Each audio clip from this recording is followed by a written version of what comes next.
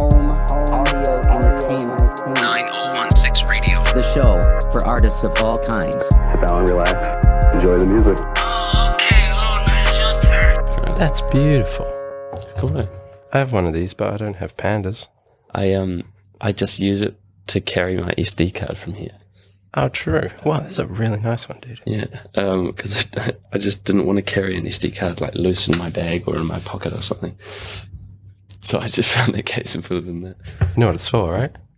I presume it's just a wallet of some kind. Like No, cards. it's cigarettes. They fit perfectly in Right, there, and right. then you like flick them out. That makes a lot more sense. Great for carrying, like, at a festival I carry one of these and I have like cigarettes, joints, and then like a bag, and it's a really compact, safe way to store stuff. It doesn't bend. These are That dope. makes a lot more sense. Would that fit a Taylor cigarette though? Yeah. That seems to no. Oh, it might be for like the fancy Asian ones. Yeah, I think it might be. They're like tiny little thin ass cigarettes. Have you seen right. those? I think this does fit. I did have my cards in here for a wee while. So it does fit. Yeah, it does fit just a normal like. Oh, that is actually perfect. Maybe I'm wrong.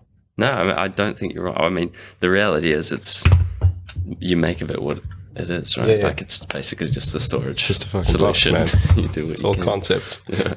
But I just felt real like getting this out at like the supermarket to like buy something. Just feels really weird. Little metal Just look clip like- thing. Yeah. Flick it open, make sure they hear the noise.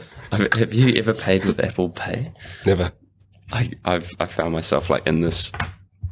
It seems so unreal using it.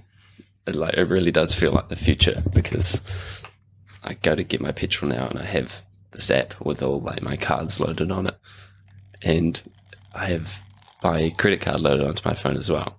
So I can just go up to the guy and be like, "Hey, number one." And he goes, "You got floppies?" And I just scan my phone, and then the pay thing comes up on the thing, and I just double tap. And I hold my phone to the EFTPOS machine, and it pays for it. It's like, Did you get an iPhone? I've had an iPhone for ages, but I've True. only in some circumstances will think to use Apple Pay. Yeah. Like if I'm like, oh, I have this function, like why not use it? And now it's just a sort of more normalized in my routine now. Well, maybe let's save this for the podcast because I think like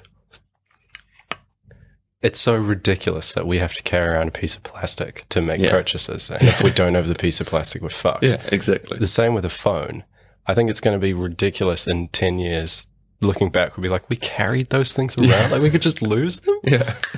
It'll be in the brain, and we'll love it. Yeah. Well, what scares me is just having everything in the one place to lose multiple things at one time. Right, You know? right. Like I've got my ID, I've got my Have you credit ever done card. that? Have you ever I've lost got- your whole wallet? Thankfully, no. Or at least it's always come back. Like I've definitely lost it, but I've been like, either found a it or it boomerang was loss. somewhere where I didn't think it was. I mean, honestly, there's nothing too important in here. Like it really is just coffee cards and my Countdown One card, but it's mainly just my ID and like EFTPOS cards. Yeah. But just it's a pain to lose that because then you have to Redo it all. go to each individual. Yeah. But if it's all on your phone, But then if you lose your phone, it's the same at scenario. least as a you know? backup, though, you could Yeah. load your data. Reload it back onto the thing, yeah. Yeah. But you'd still have to, it depends how secure your phone is. Like whether you have extra things in place for whatever. This might be real strong, taste-wise. Oh, it is too. Is decaf like, I've never had it. Never had a decaf before. Are they, what? How do you Yeah, I'm decaf just learning that about this too. coffee? So it's a pretty brutal process for the bean, and it takes out, like a decaf bean is really light, and when it's roasted, it's really light, and a caffeinated bean is really dark. You lose a lot of the fats and oils, so it has a noticeable difference in taste. But if you're really good at roasting, you can sort of bring those flavors back in by doing other things. I don't know what, Oh, that's so interesting. but it's a chemical or it's a heat process, I think, that destroys the caffeine molecule. So you have to do something way, way, way, way different to get decaf bean. So it's really hard to make a decaf coffee taste decent. Right. And I've got sort of overly friendly. I actually don't know how I established this friendship. At Wolf at the Door, they just love me. Like the lady hugs me and shit. I'm like, I've seen you 3 times in my life. What's going on? But he tells me every time about his roast and like, what's going on? And do you think it's good? And so he's been explaining it all to me. Oh, well, that's cool. But yeah, if it's done right, you barely know that it's a decaf, but you just don't get high. It's just a longer Yeah. process to do it.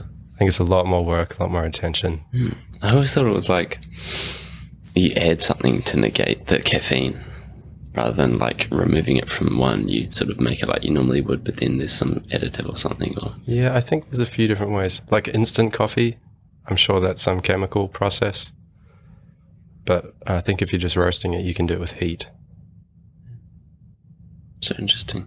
If you find ways to do that, like how do we remove something that is naturally in this product? How do we take like this bean, which is blessed with this amazing molecule that gives us fucking ideas and makes us go fast? And how do we take that out? Yeah, it's a weird concept. So let's keep it real. Hey, how do you want to do it? Because you're Oh, saying we're already recording. we are. Yeah. Am I close enough to the microphone? Yeah, no, that's cool. I'm trying to find like a new When did that approach. start? Like when you came in the door, I hit record. Oh, Yeah. cool. I figure like this is going to totally Could have incriminated myself. I'm totally going to negate my whole premise for doing this, but I kind of wanted to have like a nonchalant like entry to the show. So Yeah, like I like that. you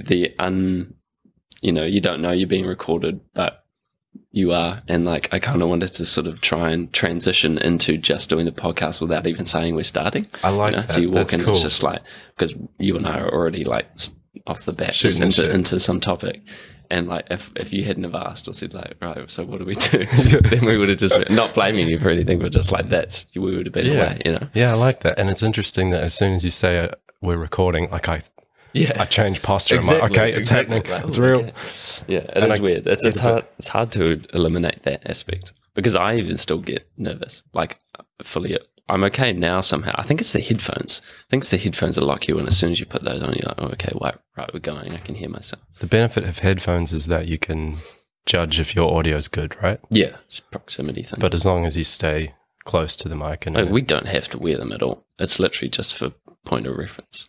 okay. But I think it's good because it does lock you into the conversation because It just blocks out everything else. yeah, like we can put them on. So we try. Yeah, it sort of just you just become super aware of what you're talking about, and the closer I am, the better it's going to sound. But That's mad. yeah, it puts you in another world. I think. Well, not another world. That's too extreme, but It does though. it It's really like- does make you focus on the conversation more. Well, rather than being a distance from one another, we're now like in each other's Yeah. brains. Yeah, Like if we closed our eyes, we'd be in the same place. yeah, exactly. It's really strange. I like it. Although it's really loud on my scarf. It's like, Oh yeah. And again, like we don't have to wear them. I like it. Let's Okay, see. cool. Yeah. It's up to you. You can remove the scarf if you feel it's annoying. Can I break the fourth wall and talk about the podcast on the podcast? Yeah, please. So it's been a while since you had an episode. And when I reached out to you, you said things had sort of changed in the way you were feeling about it. Yeah. I'd love to hear more. Well, I've gone back and forth with ideas for it recently. I mean, the whole reason why I started was to I feel like I've had this conversation so many times or tried to explain it so much that I am sort of finally getting to an answer as to what I want to do with this. But it started out just sort of the inspiration came from just conversations that I was having with people in at parties or at home on the couch sort of thing, getting into fundamentals of life, I suppose, in the broadest sense possible. And I thought it'd be really cool to be able to record this, and just doing a podcast I think would be fun. And it sort of started out doing that, and I was talking to people that I was close with and knew I would have those conversations with, people that I was comfortable around. And then it sort of just, when I had to think about who to reach out to next, my mind was immediately going to artists and musicians, people that had a subject or a passion at hand to be discussed.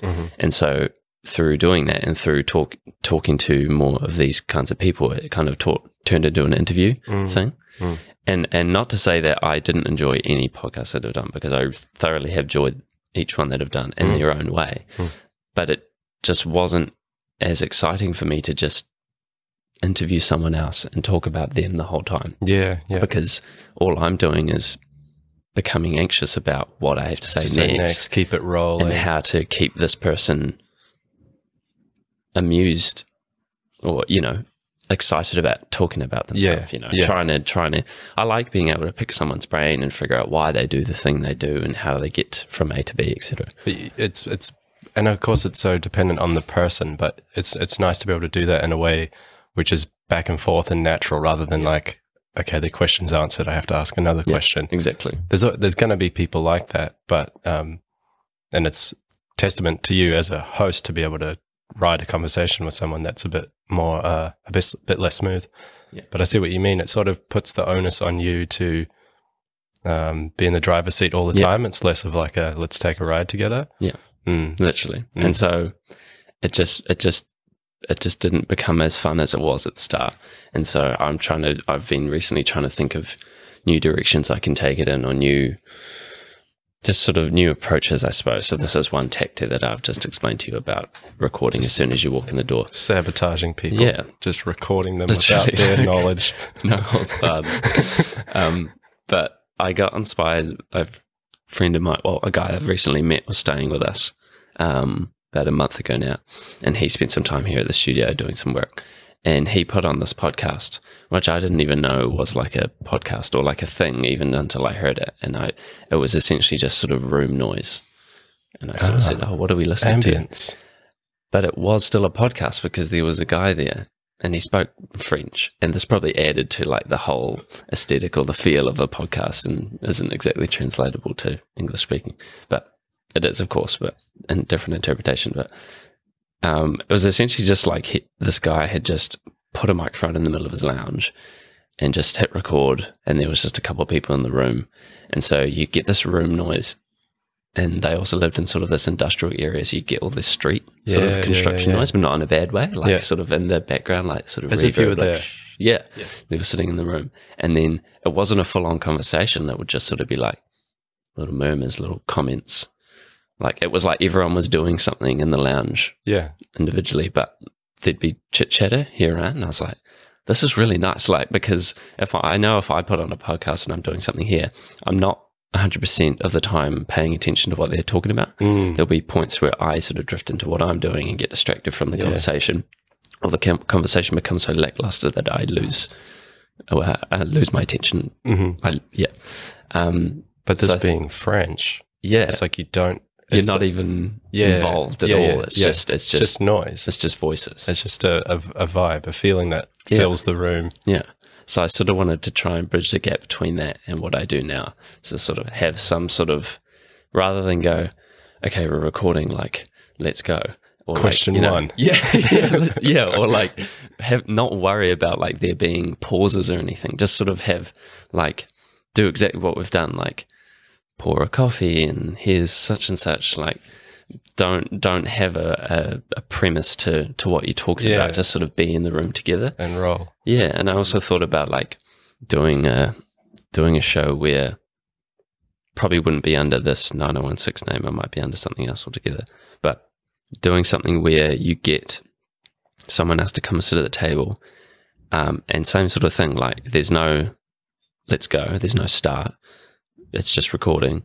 And you just both are there and you just draw a picture or something. Oh, I like that idea. And you just have the noise of like the pencil or the brush or whatever it is that they're doing. Yeah. And just sort of little snippets of conversation as the drawings are going. Like, oh, so what are you up to? Yeah. Oh, just trying to add this. Don't you love how this pencil feels?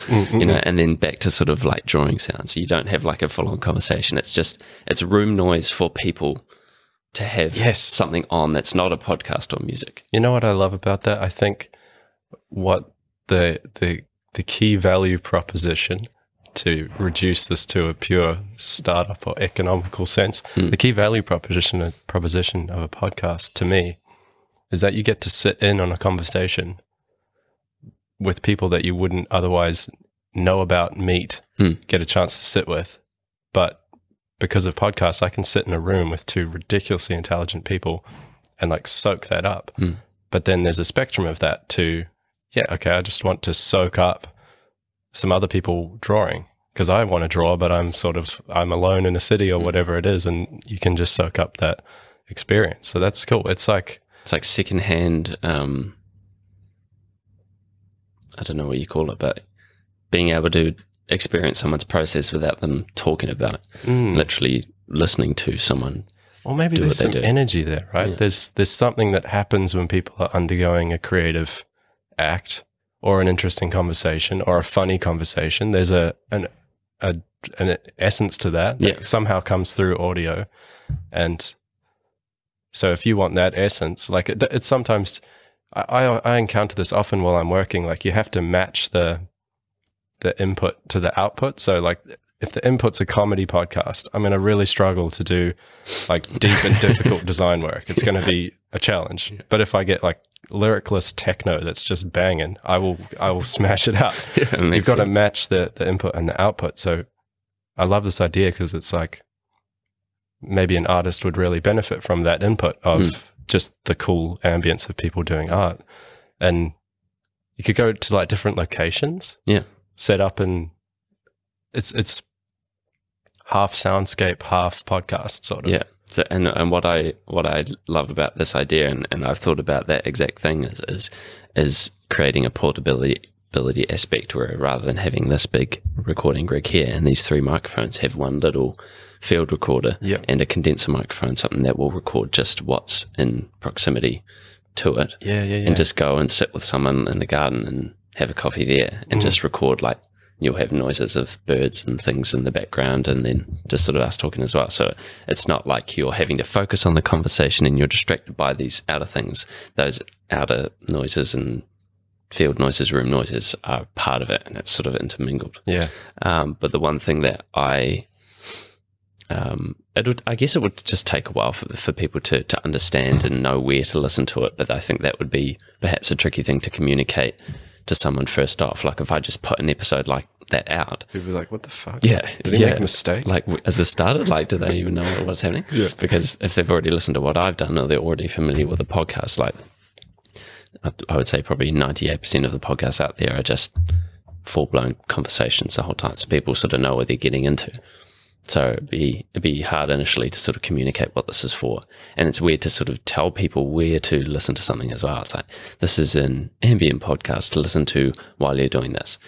And then it's sort of like, I want to go do that. So can I listen to it then? You know, you got to kind of let people discover it. So trying to find a way to sort of communicate that idea. And I guess I'm doing that right now. Yeah. And also there's something to be said for just doing it. Like unapologetic creativity where you just like made this. Yeah. Made this. Here it is. You know, it doesn't have to have a name and land on the type of people in the right situation. It's like, I made this. It's so true. Which is really hard to do. That's what I'm trying to work towards is that type of creativity where you're not doing it to try and make it perfect and land exactly where you want it to land and do what you want it to do. It's just like, this excited me, so I made it. Yeah. Yeah. And I guess like people will just find places and times to listen to it on their own once they sort of figure out what it is, you know. But I just, the amount of podcasts I've listened to recently, like I think I've just sort of realized what I like in a podcast and what I don't. And I've sort of been weeding out the ones that I just don't become interested in. But yeah, so many times where I just completely miss the first segment of something that someone's talking about. Yeah. Because when I'm listening to them, I'm doing something. So I'm already sort of distracted by something else, you know. And then you've lost the focus on what you're doing because you're thinking about the fact that you've lost the thread on the podcast. Yeah. And you can't just jump back on the thread because you've lost the thread. So it's just, it messes up the vibe. Yeah. There really is an art form. I've long wanted to write about this, but I've never felt the inspiration to. But about this matching the input to the output, because it's so, if you can nail it, like I'm getting it to the point now where I know what kind of sound I need to drive what kind of activity I'm doing, and the better I get at that, the more productive I am, the more efficient I am at doing whatever it is I want to do. So there's a real skill to it. That's interesting. I've never actually taken that into consideration, this input-output idea, because I just sort of put something on for the sake of having something on now. Like I thought or feel in myself that whatever is happening through the speaker, I'm going to be able to do the task at hand. And for me, that's really just painting. But I've always been like, whatever, comedy show, let's go. I have a laugh while I'm painting this real grim painting. Yeah. It doesn't matter because what comes out is what comes out. Yeah. But I think for me, like I fluctuate in my creative process so much that I really don't have an answer for what I do, because I had done that. Like I had a friend that sent me a song with the idea that I'd be painting along to it. It's like a half-hour sort of looped thing, really ambient guitar.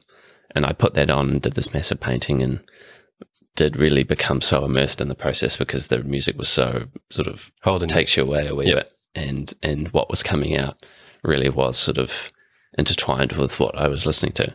So I was quite happy with that result. And I haven't really pursued that idea. I'm not sure why. Maybe it's just I couldn't find the right track to do it again. But then one other time, and then after discovering that, we went to do a painting while listening to this comedy podcast, and sort of got frustrated with the painting a wee bit. Sort of did one bit, came back to it the next day, still wasn't happening. I thought, maybe I need to go back to doing what I did in this painting because this came out really well. But I didn't. Next painting, I went to listen to another comedy podcast because it was just there. It was like the latest episode. I was like, I do want to listen to this. I'll just go. And then I've did the painting that I've done this week, and it's like one of the best works that I think I've done so far. And I was listening to this stupid like conversation about the Scrubs TV show, you know? Yeah. So I just have there's no answer for me to do it. I honestly think it's purely just the painting. It doesn't matter what's happening in the background. It's purely just what's happening on that day is affecting, and the colors I'm choosing and the approach that I'm taking is depends what comes out. Maybe what it is then is just whatever helps you focus on the task. Like it could be people talking about something completely unrelated, almost opposite to what you're up to. Yeah. But if it's enough to get you locked in, then it's exactly what you need. I think that's key. Like if you find yourself hopping out of the task and tuning into the sound and there's some sort of friction there, then the match isn't on. Yeah, or something else is going on, right? There's just like, it's creatively difficult or whatever. But I think that's an interesting point. There probably are cases where I'm so unaware of the conversation that's being had in the podcast that I'm so invested in the painting, and that it was just the fact that it was a comedic podcast that was on, but I just wasn't focused. So, I was more focused on the task rather than the listening. So I didn't register what they were saying because I was into it. But there could be other cases where I am super invested in what they're talking about, that I'm distracted from what I'm doing, but I'm, the focus changes. Do you get what I'm saying? Like, you tune in and out of each thing, and it gives you a break on the creative task too. Yeah, and you know how you can be doing one thing, but sort of doing another. Like sometimes I only thing I can relate this to is when I'm reading, which I don't really do, and this is probably why, or this is But I'll be reading a passage, and then I'll be thinking about something else without even noticing. I'll just be away with my thoughts, but I'm still somehow reading, and I'm not even thinking about what I'm reading. And I'll just get to the bottom of the page, and I'll go, okay, I have to go back to the top because I didn't register any of that. It's the same thing with what I'm talking about with this here. So listening to podcasts and painting, like I'll be listening to the podcast. I can either be listening to what is on the podcast and being very aware of the conversation, but then be distracted by the painting. The painting's just happening without me even thinking about it. And it can be the other way around, where I'm so invested in the painting that the podcast sort of becomes the back. I'm not even focusing because I'm doing that. It just goes either way. Did I just... Oh, cable. Yeah, so stupid cable. I wig out whenever I hear a knock. I don't know what it is. There was lots of knocks this morning. There was lots of heavy bangs in this building. I thought, oh, God, are they doing some work in here? Like this is going I heard a hilarious intro to a podcast from Duncan Trussell. I don't know if you know him. Comedian. And he was saying how, like... If you're ever stranded on if you're like stuck in an avalanche or whatever, just pull out recording equipment and press record, because someone with a leaf blower will show up immediately. Like, as soon as you start recording, it's just a Murphy's Law that there's going to be noise.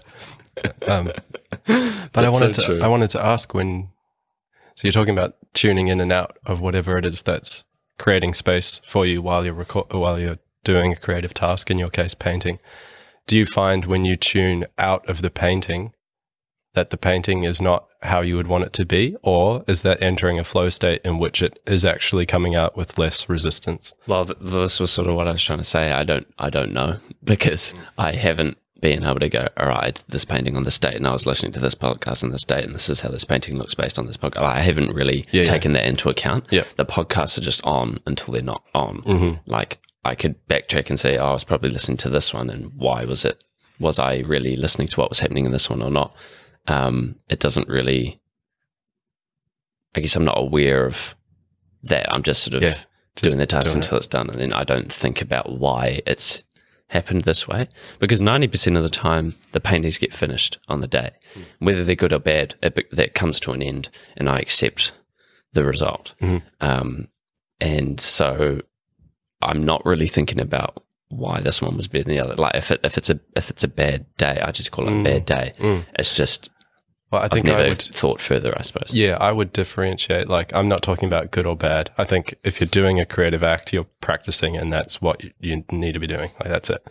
I guess, like, when I'm thinking about my work, there's resistance to getting started often. Right. So if I can set the vibe up in the right way, where I feel like my state around me is pulling me into the task. It's the music is right, everything's tidy. Like, I know that I've set the next hour and a half for this task. Like, I've got that deep on it. Do you feel that same resistance when you're going to create art? Is there like I need something to help me get started here, or you're just like, fucking podcast, let's go? Sometimes I'll start painting without even putting something on, and then sort of forget that I haven't put something on.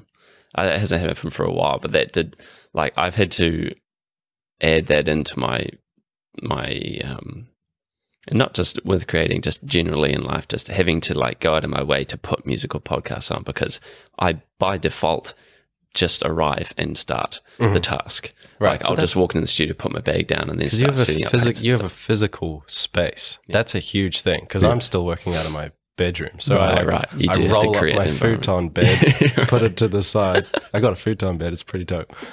Roll up my futon bed, put it to the side, change the music, open the curtains.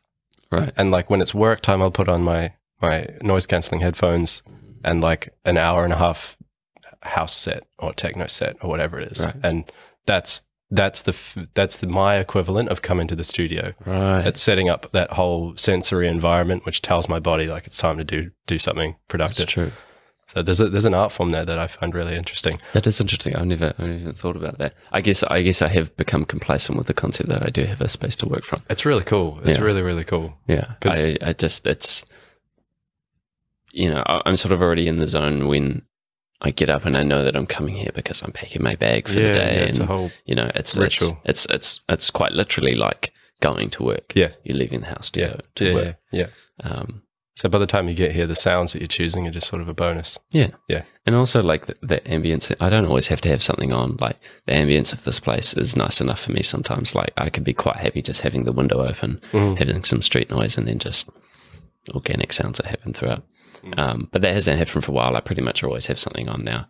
But there was a while there where I'd be like, I was so excited about podcasts, but it wasn't in my routine to play them that I had to, like, I would already be starting a painting. I'm like, oh, why would I put a podcast on? I'll like stop painting and then go put something on and then go back to it. And it just feels more like encompassing, I suppose. It just sort of, it's another element to get sort of lost in a way. What kind of podcasts do you listen to? Honestly, nothing too cool to tell you about, to be fair. But just what genre? Like comedy mostly?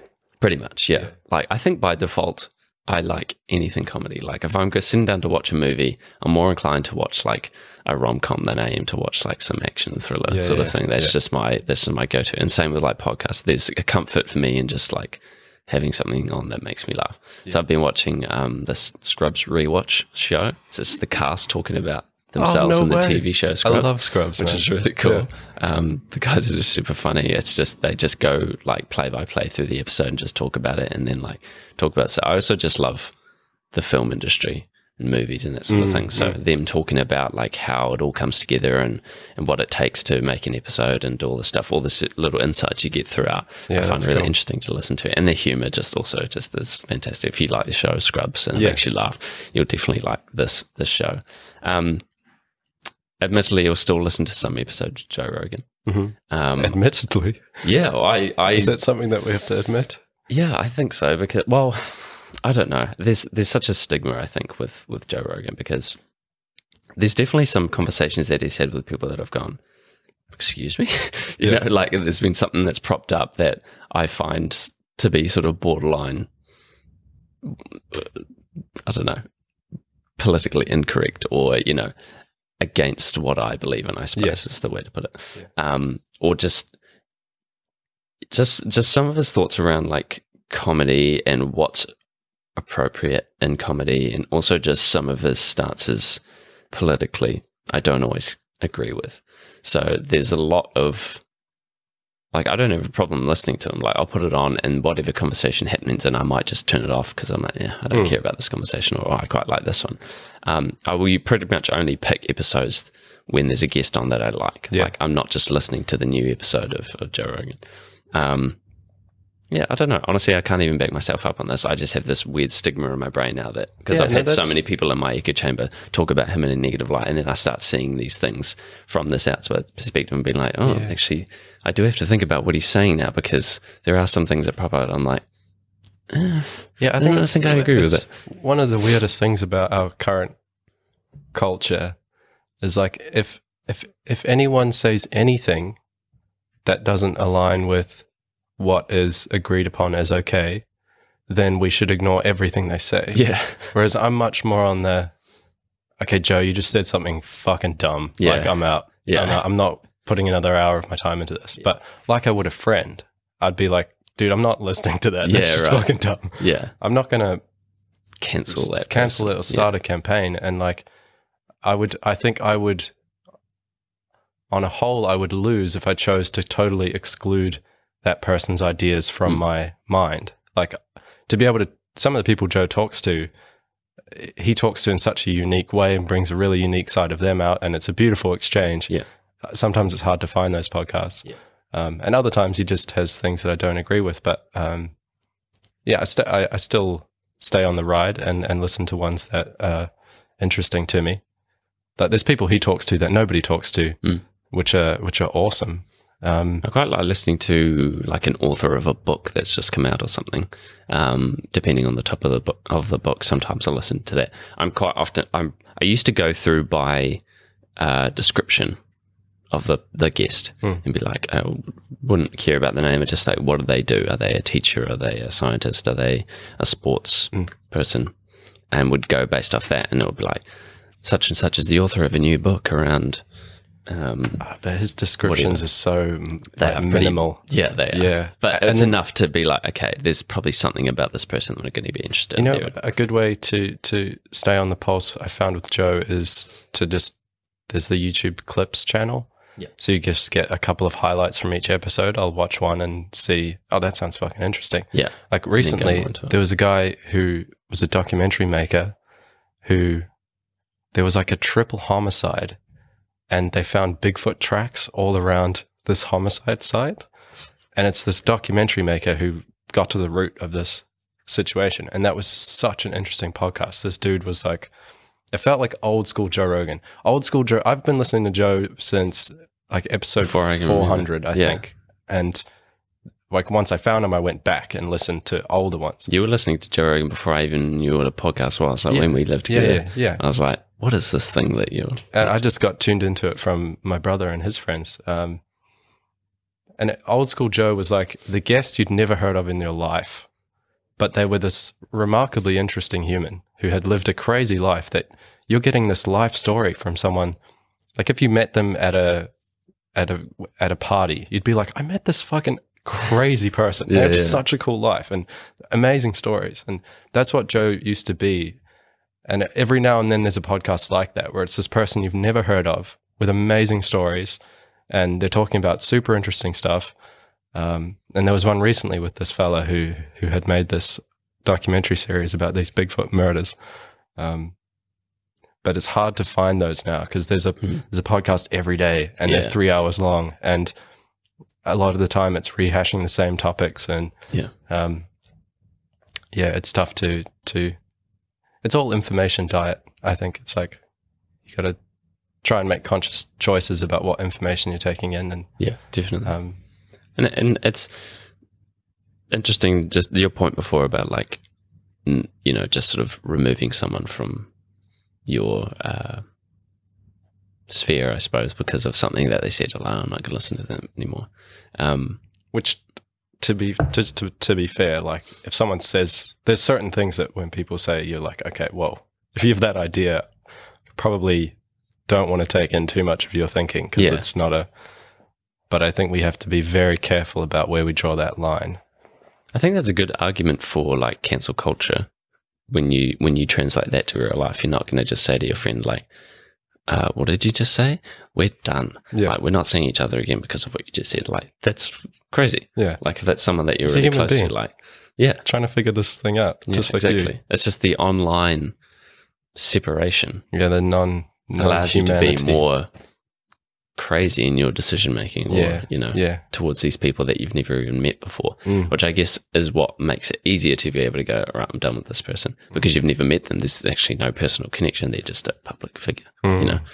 So it is weird. I forgot the point of what I was going to say before, but yeah, I have been listening to Joe, but I'm very picky about which ones I listen to now. Know which ones I listen to without hesitation? Anything alien related, right? Because recently he's had like government officials, ex-Navy pilots, like some of the most famous people involved in the UFO scene. And there's a feeling I get when people are talking about aliens where like life suddenly feels bigger and more mysterious. And I just love that feeling. I've never been super invested in that whole conversation. Like, that's always interested me. Like, because I follow him on Instagram, and I've never really listened to or gone super deep in the podcast where they're talking about UFOs and aliens and all this other stuff. But he posts a lot about it on Instagram, like new headline about some UFO sighting, and the government's approved it or some shit like that. And I go, government approved. Yeah. We got the UFOs, man.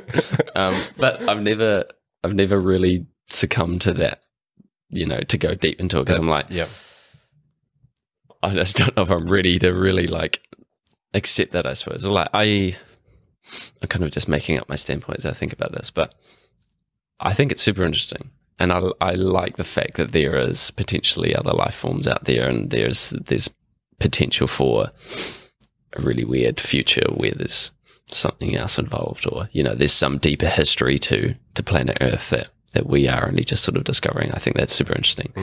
But I just don't have I'm not that captivated by it. I'm not invested enough to be like, okay, let's go deep on this. Like, let's find shit out. I'm just like, I'll just let people go and talk about that and discover it. Wait till they show up at my front door. Yeah, literally. like if there's, just tell me when there's one down the street, and then I'll be more inclined to pay attention. Yeah. I'm not at the point where I'm actively seeking information, but particularly if there's a podcast with someone who is talking about it, who would otherwise I wouldn't have heard from, or they've had a very legit experience. Like, that's one cool thing about Joe, is he has a platform which is so ridiculously large that if somebody wants to drop something on the public, that's the place to do it now. Yeah, I know. So there's people who've come on his podcast who don't want to talk to the public, but Joe can make that person feel comfortable and have a conversation with them and help them express themselves. There was this fella called, I think it was Travis Walton, and he's one of the most famous. I can't believe I'm talking about this. Like, I know what I'm talking about. I never used to be a UFO person. Travis Walton, and he got abducted for like 5 days, and he was in a truck full of abducted. Yeah. Sorry, I thought you said adducted. Adducted, like a bicep.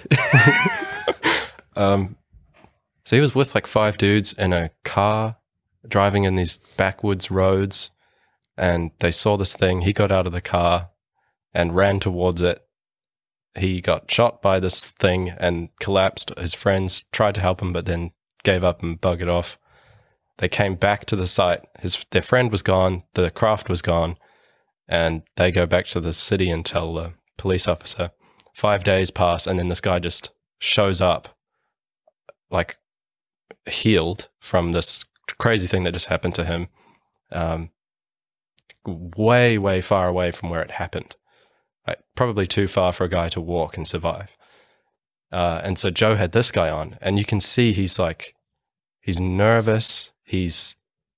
There's trauma there. Like, he's genuinely struggling to tell his story and his experience because he's been ridiculed, and it's like so traumatic for him when you hear him talking about what happened, like the amount of fear he experienced through this thing.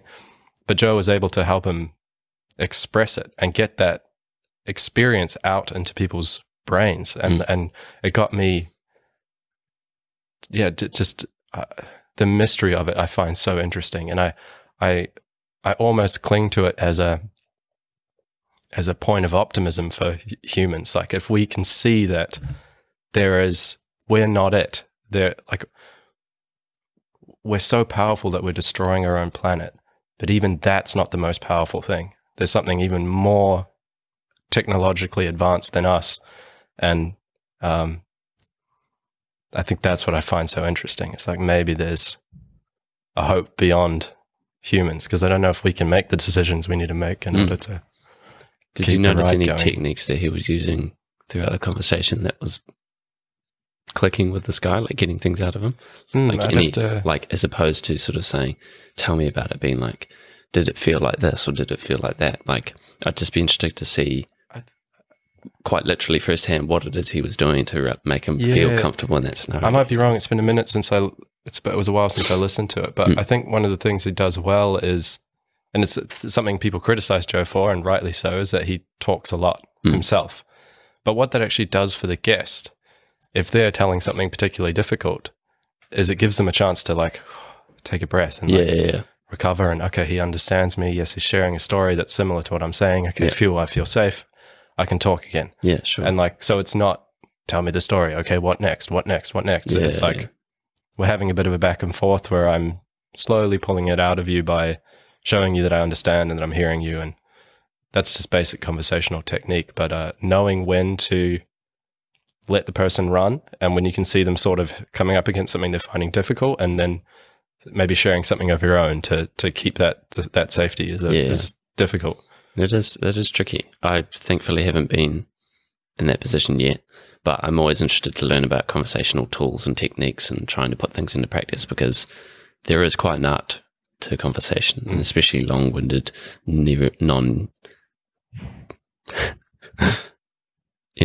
continuous, I suppose. Yeah, I was going to say non-pausical.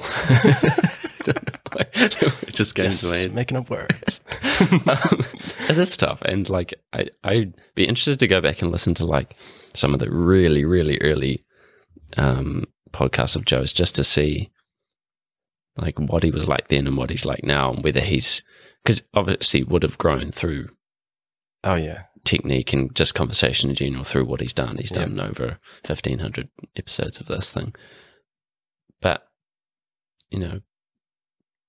prior to doing this, like, I don't know. I think he's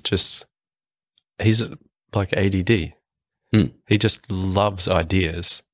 And early Joe is like deep into psychedelics, is high every podcast. So he's just on this other level where he's ranting about how he thinks reality is. And it's really interesting. And I think as the audience increased, like, you have less scope.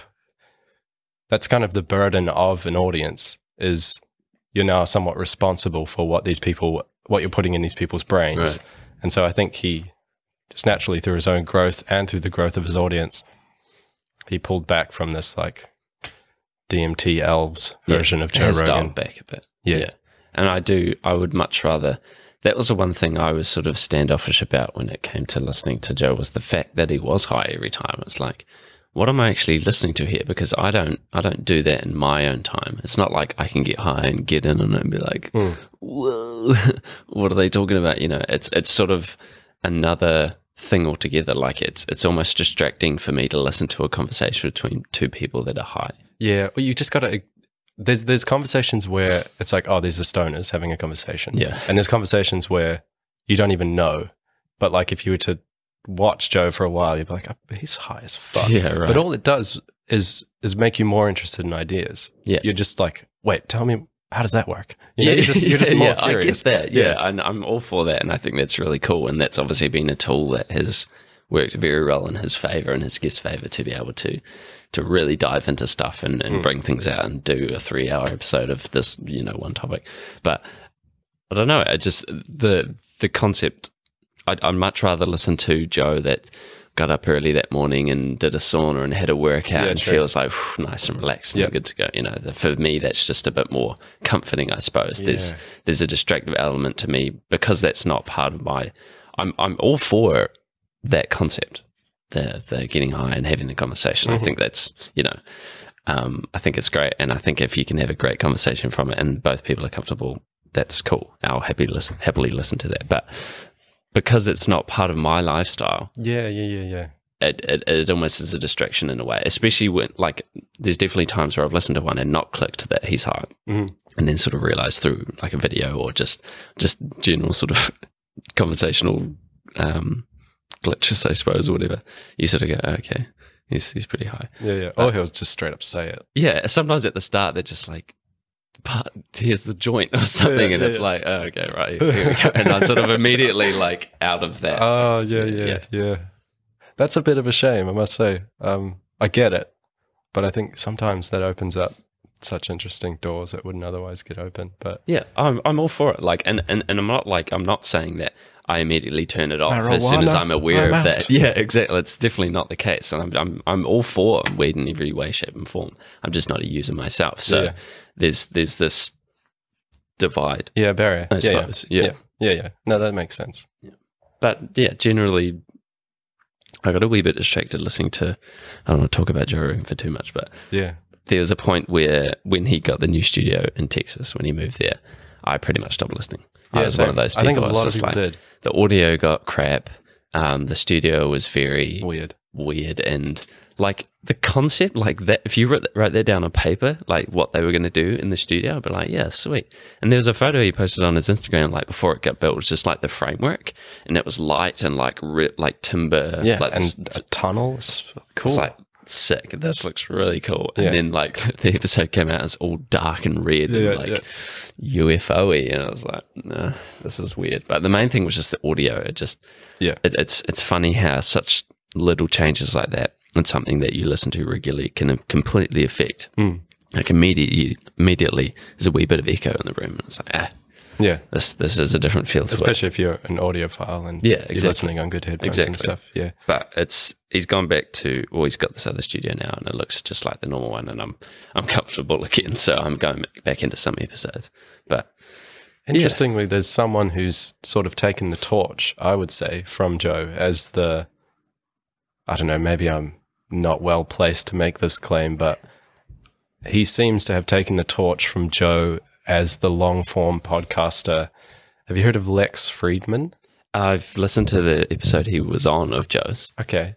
I haven't listened to any of his own ones. So he's actually mega fucking intelligent. Like he's a programmer at the Massachusetts Institute of Technology, MIT. So like legit intelligent dude, connected to other academics, and he can actually have high level difficult conversations about physics, maths, biology. He's talked a lot about crypto recently, and he's doing these 3-hour marathon podcasts on YouTube. So he's taken the Joe Rogan formula and done it with his own interests and his own skills. Right. And I'm loving that as sort of a place to get that same brain fuel that I was once getting from Joe. Yeah, right. That's interesting. I didn't realize I knew he had his own podcast, so I didn't realize it was to that sort of spec. And it's pretty huge. It's getting 500,000 views on YouTube alone. So yeah, it's big. That's pretty impressive. I'll definitely check that out. But I think I'm so particular with these things that like I struggle to like accept new ideas and things as well. Like that sounds amazing. the fact that he is intelligent and works at this institute and has all this knowledge base sounds crazy. Like, I imagine there's going to be some pretty crazy conversations happening within that podcast. But there's no switch that's just flicked for me. There's no like real curiosity that just came on then. you know? Yeah. If But you'd that's said to fine. me like, they're doing a freaking, I can't even think of an example. Just like another rewatch style thing where like these guys are going to talk about this thing that they made and it's going to be stupid. And I'd be more like, oh, cool, that sounds great because that's more my spec. Yeah. But I would totally listen to one of these Lex ones. But I feel like I would just get lost if it's too intelligent. Yeah. I'm just immediately removed from that because if they can't, I'm making an assumption here, but if they can't, if it doesn't dumb down or it doesn't get explained in a way that is universally understood, it'll just become background noise. You So know, it's like not I can barely become invested in a conversation that Joe will have with a guest about just like some stand-up performances. Like I'll just sometimes be like, and they're talking about like places that they've been and that, and it's like, I don't know what you're talking about. Like, I think though that's just sort of commonplace with any long form podcast, right? Like there'll be points where you do just like, this isn't relevant to me at all. You either leave it on or you leave. I think it comes back to what we were talking about earlier with like this art form of picking your inputs. Like you do have to know what's going to make sense to you to listen to. And so something I encountered recently was, what did I call it? I called it wisdom binging. So I love difficult intellectual conversations. I love deep, like spiritual histories or stories or sharing. I love that really mentally engaging and challenging stuff. I almost see it as like training wheels for my intellect and for my mind. So I love doing that. But what I noticed recently is that I was wisdom binging. So like if my life was at all difficult or I was struggling, I would look for this wisdom in podcasts, in books, in lectures, whatever. But I would binge it rather than slowly sit with it, try and listen, try and understand, okay, I didn't get that, go back 30 seconds, really engage and make sure I'm understanding it.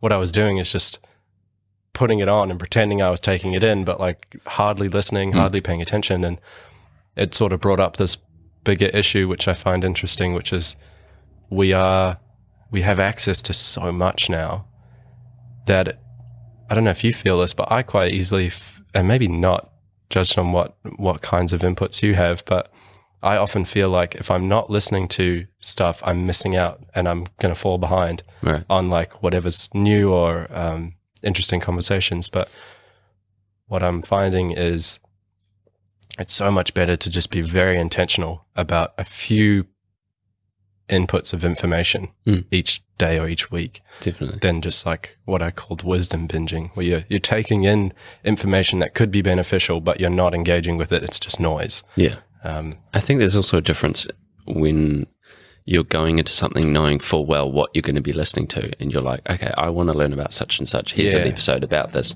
Let's go. Let's or learn. You know both the guests and you're keen to hear them talk. Yeah, exactly. I think there's almost a distraction in that where you do become so intertwined in that you, at least for me, sort of almost become unfocused or it doesn't become enjoyable anymore because I'm having to I'm much more invested in something when the conversation has sort of turned into something, and I'm going, I'm turning my head to sort of go, about something rather than daily sort of saying, okay, now we're going to learn about this, now we're going to learn about that, or I want to invest more of my time into listening about this certain topic, so I'm gonna do that. And then you sort of, I guess that's what's been happening. You've sort of been almost overloaded with something, and you've become distracted through having to focus more on. It's become a should rather than a can. Yeah, exactly. It's like, oh, cool, I get to listen to this conversation. Yeah. It's like, oh shit, I should listen to that. Yeah, exactly. I don't know what that switch is, but that switch is crippling. Yeah.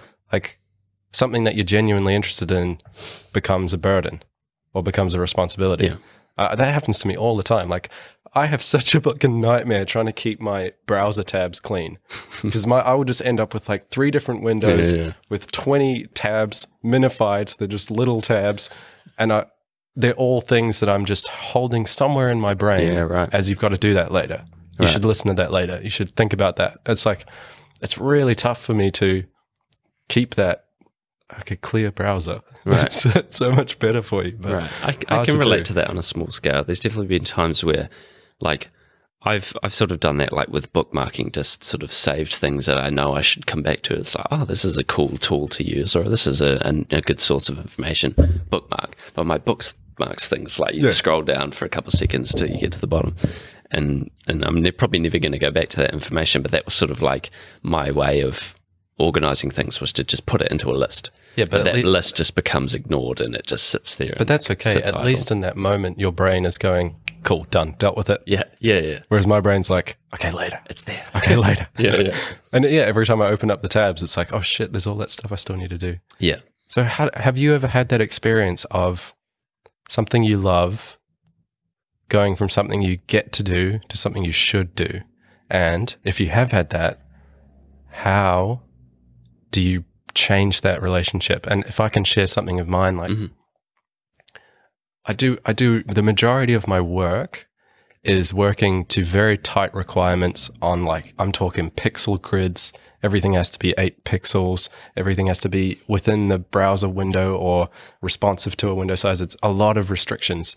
And that work is sometimes burdensome and restrictive on my creativity every now and then. And thankfully with Jordan in my life, she really helps me to just throw it all away and just piece of paper every now and then and totally go into that space of, oh, cool, I get to be creative rather than I have to be or I should be. Right. Do you experience any of that?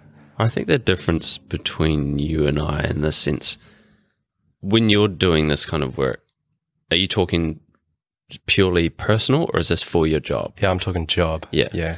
So the difference is this isn't my job, what I do. This is purely my own time doing what I want to do.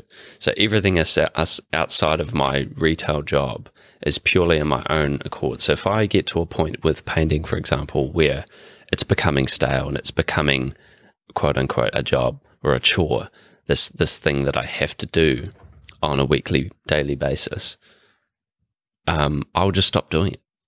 I'll find something else to fill that void until that spark ignites again. So this happened recently with painting. I was like, I don't know what I'm doing with art anymore. And I discovered this new hobby of fingerboarding. So I'm all into this, making little fingerboards and little ledgers and things, got really into woodworking and building a physical structure as opposed to just a visual canvas, you know? So that just took over for a bit. And rather than going, oh, I should be painting, I just let that overcome. And I was like, oh, well, this is just what I want to do at the moment. So I'm just doing it. And that just became what I was doing for weeks and weeks and weeks. Yeah. And then that became stale, or I sort of came to like a point where I couldn't really go much further with it, or I achieved what I wanted to achieve with it, I suppose is the way to put it. And then I just got super excited about painting again. So I started painting again. There's such like a mastery in that. And I know you're not practicing this form of mastery, but there is to just, I think, I don't know what philosophy it is, or I know it's Greek. They have this idea of the daemon. It's that weird AE symbol. Have you ever seen that? It's like, what the fuck is that? It's a different noise. It's like a daemon. And the daemon is like the voice in you, which sort of drives, if you really listen, there's something in you saying like, oh, you should make fingerboards. Like, that's fucking interesting. Yeah. And sometimes it's really obvious. Sometimes it's really quiet. These people had a practice of listening to that voice. The ability to listen to that voice and follow your interest while letting go of, like, I have this part of me that's like, you didn't finish that. Yeah. Like you gave up, you know, it's a really harsh internal voice, which I find makes it difficult to let go of a creative task and move on to the next. Whereas you just naturally let that go, which is really helpful. But I think a really key factor is that it's your passion. There's nothing much riding on it, you know, whereas I think for a lot of what I do, it's like, it should probably be economically beneficial to me or I shouldn't be doing it. But again, like if you're doing work for clients, that's so different than just doing something for yourself. If you're just designing a website for yourself as opposed to one for someone else or a logo, whatever it is that you're doing, you know, there's an obligation aspect to it. Or not even an obligation, like you're doing work for someone. Their job has to be completed. You know? It's not just like am I right in saying that? Yeah, definitely. Yeah, you're right. And it's that's what that voice is doing. It's trying to help me achieve the thing that I know I need to achieve. Yeah. Yeah. And it's, I think, unfortunate or, I mean, it is what it is, but I've just had to focus primarily on economic stability since I've come to Dunedin. So I definitely haven't set aside myself the space to just create. Like, what am I interested in? Do it. Like I haven't created that space for myself. So would love to do more of that, because yeah, if you spend too much time in the should space rather than the I can space, it's the creative part of you will start to like want to. And I actually get this when I don't engage any of my other creative capacities other than work, which is, like I said, pixel grids, and it just like explodes out of me. Right. It has to come out, and it comes out in like a sentence or a poem. Like I get these sequence of words that are really interesting to me just because I saw this crazy dude on the street. Right. And like the creativity just leaks out of me in these intense small bursts because I'm not otherwise allowing it to come forward, which is, it's fun, but like that's also a sign that there's something in you trying to come out. You should probably set some time aside to that's interesting. Deal with that. I cannot relate to that. And not in a negative way, like just I admire that, because specifically just writing something down has never been something I've ever done in my life. I've never gone, oh, here's an idea, put it down. Here's a thought, here's a sentence, put it down. It's never ever been something that's not by any means a default thing of mine, or just a thing I even think to do. And even like with my phone in my pocket, I'd never think to just pull a note up and write something down. Like that's not, I don't know, maybe I just don't have that in me, something that needs to just come out, or whether I just don't go to that idea through a literal sense of making a note of something, you know. It sounds like you already set the time.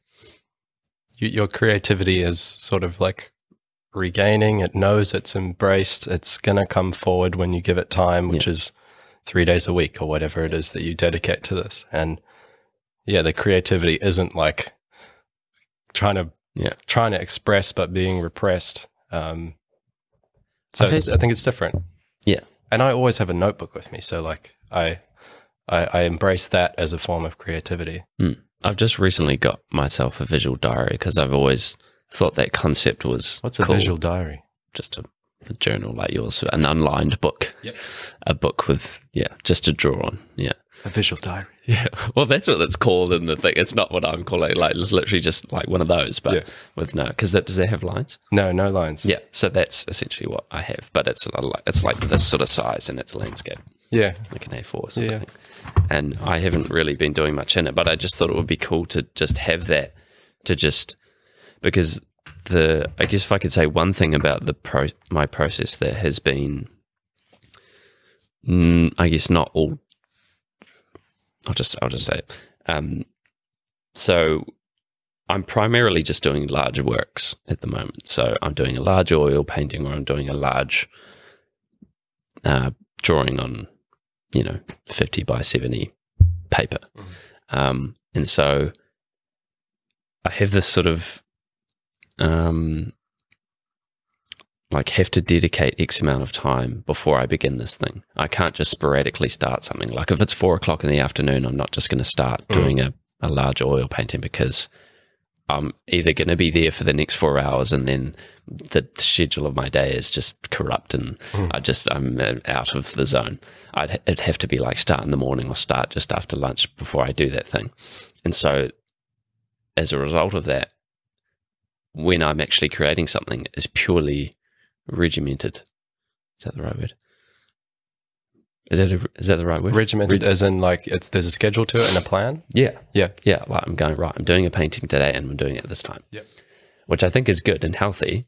But that means there's only certain times of the day that I can create something because I'm limiting to myself to the media and the scale of which I'm doing work. Yeah. So the visual diary helps me It's a do different little time bits on the investment. side. So I can do that after dinner at home at my desk. Yeah, cool. As opposed to, the only time for me to do something is to go back to the studio now and do something. So now I can just draw something. And I don't necessarily think I have this thing you talk about where it just needs to come out of me. It's just another, I'm not like, I have to go draw. Like my flatmate Joe is like, has this crazy, I don't even know what you call it, like just has to draw. Like he'll be drawing all day and he has this itch, he has this bug, he has this physical thing like, I have to go draw today and I'm going to do it. Like, and I just can't relate to that. Like I'm super excited to go painting, but I'm not literally jumping for joy, it's quite a different approach. Like the satisfaction comes, or the giddiness comes from the result as opposed to the it's like, we've had this I'll draw conversation. something and I'll be like, yeah, sweet, that's sick, and feel real good, rather than be like, oh, I'm going to paint because I love the way painting makes me feel. Which it does, but I'm not. It's more just the reason I keep continuing and starting again is because I know that when I finish something, the gratitude comes. Interesting. I think I'm different again from you or your friend Joe. Like, and I get the pleasure from creativity for me comes through as like the creative output is the result of a lot of internal experiences and struggles and insights coming forward and making concrete as a creative output. So to me, it's like if I'm not creating in some shape, way, or form, I'm not taking my experience and making it real. I'm not making sense of my experiences. It's like the creative thing is like, it's like writing a chapter of the story and closing the book. That's the sort of feeling I get where it's like, I'm back up to speed with my life. Like I've just made sense of this last period of time. I'm just going to pause you because I'm distracted because I'm thinking about the heater being on. Oh yeah, go for it. Are you Whoa, the headphones just transformed. Yeah, plenty warm. He left my audio space. I'm all alone in here. It's weird. Usually there's this revelation at the end of the thing where you take them off and you go, oh, it's weird having the headphones on. Like everyone says that after the end. They're like, oh, that's strange. It's the opposite of an icebreaker. It's the ice sealer. The refreeze. Yeah. Sorry, I was totally distracted from what you're saying. No, I appreciate you being honest about the distractions so that you could actually pay attention. Yeah, no, that's it really, is like the feeling I get from the creative output is, it makes sense. Or something, I've given shape to something that was chaos in my brain, and that's the satisfaction I get. I don't care if it even looks good or sounds good. Like a lot of the poems I write probably could do with a shitload of editing, but like they're interesting to me and they serve the purpose of transforming my brain. Do you have sort of ideas that will come into your head while you're not doing the task, and then you sort of have an itch to come and start that thing that you've just thought about? Or during the process, do you, I guess my question is, how much idea do you have about something before you start doing it? Yeah. And how often will ideas come into play as you're either idle or within the process? It's so different based on what the creative thing is. But I've spent so much time disciplining myself to work on digital design I do like 1.5 sprints. So no distractions, 1.5 focused work. Like I've trained my brain to do that. So when I'm in that state, I'm not really getting any other creative ideas. I'm just focused on the task, which is a good and bad thing. Right. What I find though is if I allow myself to be bored or just have nothing else going on, that's often when they come. Like when my headphones die and I have to walk around town without sound, I'll suddenly like pay attention to something and be like, wow, that's really interesting. And then the creativity will sort of find something to form upon, and I'll go off and make something. But no, I won't be doing something and then get another idea and like, oh shit, I really want to go do that. But it's always changing, right? It's depending on A big factor is like you have a studio. So you get an idea, let's just say for the sake of this, you do get ideas and want to run in here and do stuff. There's a place you can run and do it. And the setup time is minimal. It's like, I've got the easels, I've got the canvases, I've got the paints, idea to being created within a very small period of time. Whereas a lot of my ideas are like a digital, like a digital product, a platform. Like I want to invent this new calendar. I've got this idea for a different way of doing calendars, which is more in line with how we think about our lives and our time. But to get started on that, like I'd need to work with a developer. Right. It's such a different startup, it's a different process to get going. So, but that's more with that sort of idea. Like if you really have the willpower to see that through or get that started at least, there's a whole lot more gratification that's going to come from that result as opposed to something that I just painted that afternoon because I had an idea, Like I'm immediately satisfied and gratified by the work that I do, don't get me wrong. And granted, if I maybe spend a wee more time in each painting, there'd probably be a bit more satisfaction and gratification from doing that. But it's never going to be something that I work on this one. Perhaps an exhibition as a whole would be sort of an equivalent. But to work for a long period of time with multiple people to reach a result is going to be much more satisfactory than doing snippets at a time, right? So at least you have the long-term idea as opposed to intermittent short-term ideas that sort of continue their own little bubble. You've got sort of what do you call the graph? Hockey stick. I don't know. There's a name for that when a graph exponential goes up. Yeah, I don't know. Parabola. Yeah, that sort of word. I don't know. I'm trying to be smarter than I am. He's making hand signals. I understand the hand signals. The video would be good right now. This. Well, that graph thing just totally hopped me off the focus of what you were saying. I'm sorry. I just mean just generally. Oh, you have bigger ideas that will become. I think I would say that, and this is one of the weirdest things about life that I'm trying to figure out, is like everything's relative. Your ecstasy is your ecstasy, regardless of whether for someone else that's like a feeling that's actually not as amazing as some they've had before. To you, that's your ecstasy. And it's the same for your depression. Your depression, whether you're privileged or not, is your depression. Like you are struggling in that way. And it's the same with I think with most emotions and feelings, like that feeling of having created something is that feeling. Whether it took me years and many people to make or a day in a studio, I would guess that the feeling is pretty similar. Yeah. And it's a weird, it's just we follow what interests us to get that feeling. But I would guess it's pretty similar. Maybe it lasts longer if what you've created took you longer to make, or the journey would just be different. But I just find I can never see my big ideas through to the end, Yeah, this is me too. I'm always saying to myself, I should do a big holiday and travel around the country. I should do a body of work and create an exhibition out of that. But that never happens. It never comes to fruition. There's never that part of me that's itching to get that thing done. And I know if I took the time to really do it and actually just bloody well do it, it's going to be immensely rewarding. I know that.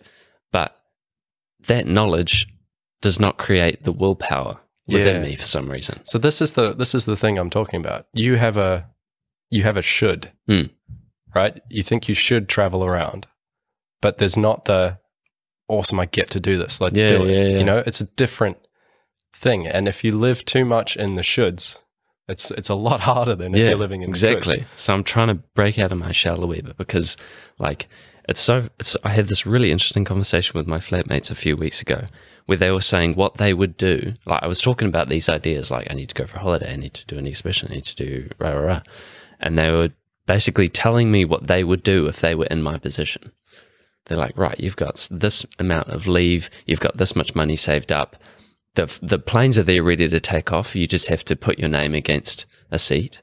Like all I would quit my job. I would go take all the money out and I go here, and I stay here for a bit and I do all this crazy shit. And I was like, I sort of forget that these things are like, you can do that. Like I always talk about, oh, it'd be cool to go to Wellington. Like you can do that. Like I could just book it and go. Yeah. But I don't know. I don't have that sporadic energy. Like all my flatmates went up to Beacon Festival earlier this year and were so giddy and excited when it got announced. Holy shit, there's a festival in Auckland. We get to go up there and go dance our ass off and have the best time of our lives. And I'm there like, I got work in the morning. Like, you know, I just that doesn't, I don't know why I don't get excited about those things. Like, I know I would probably have the time of my life going up there with them. Would you? I That's don't the know. thing. It's like, it's a balance of knowing who the fuck you are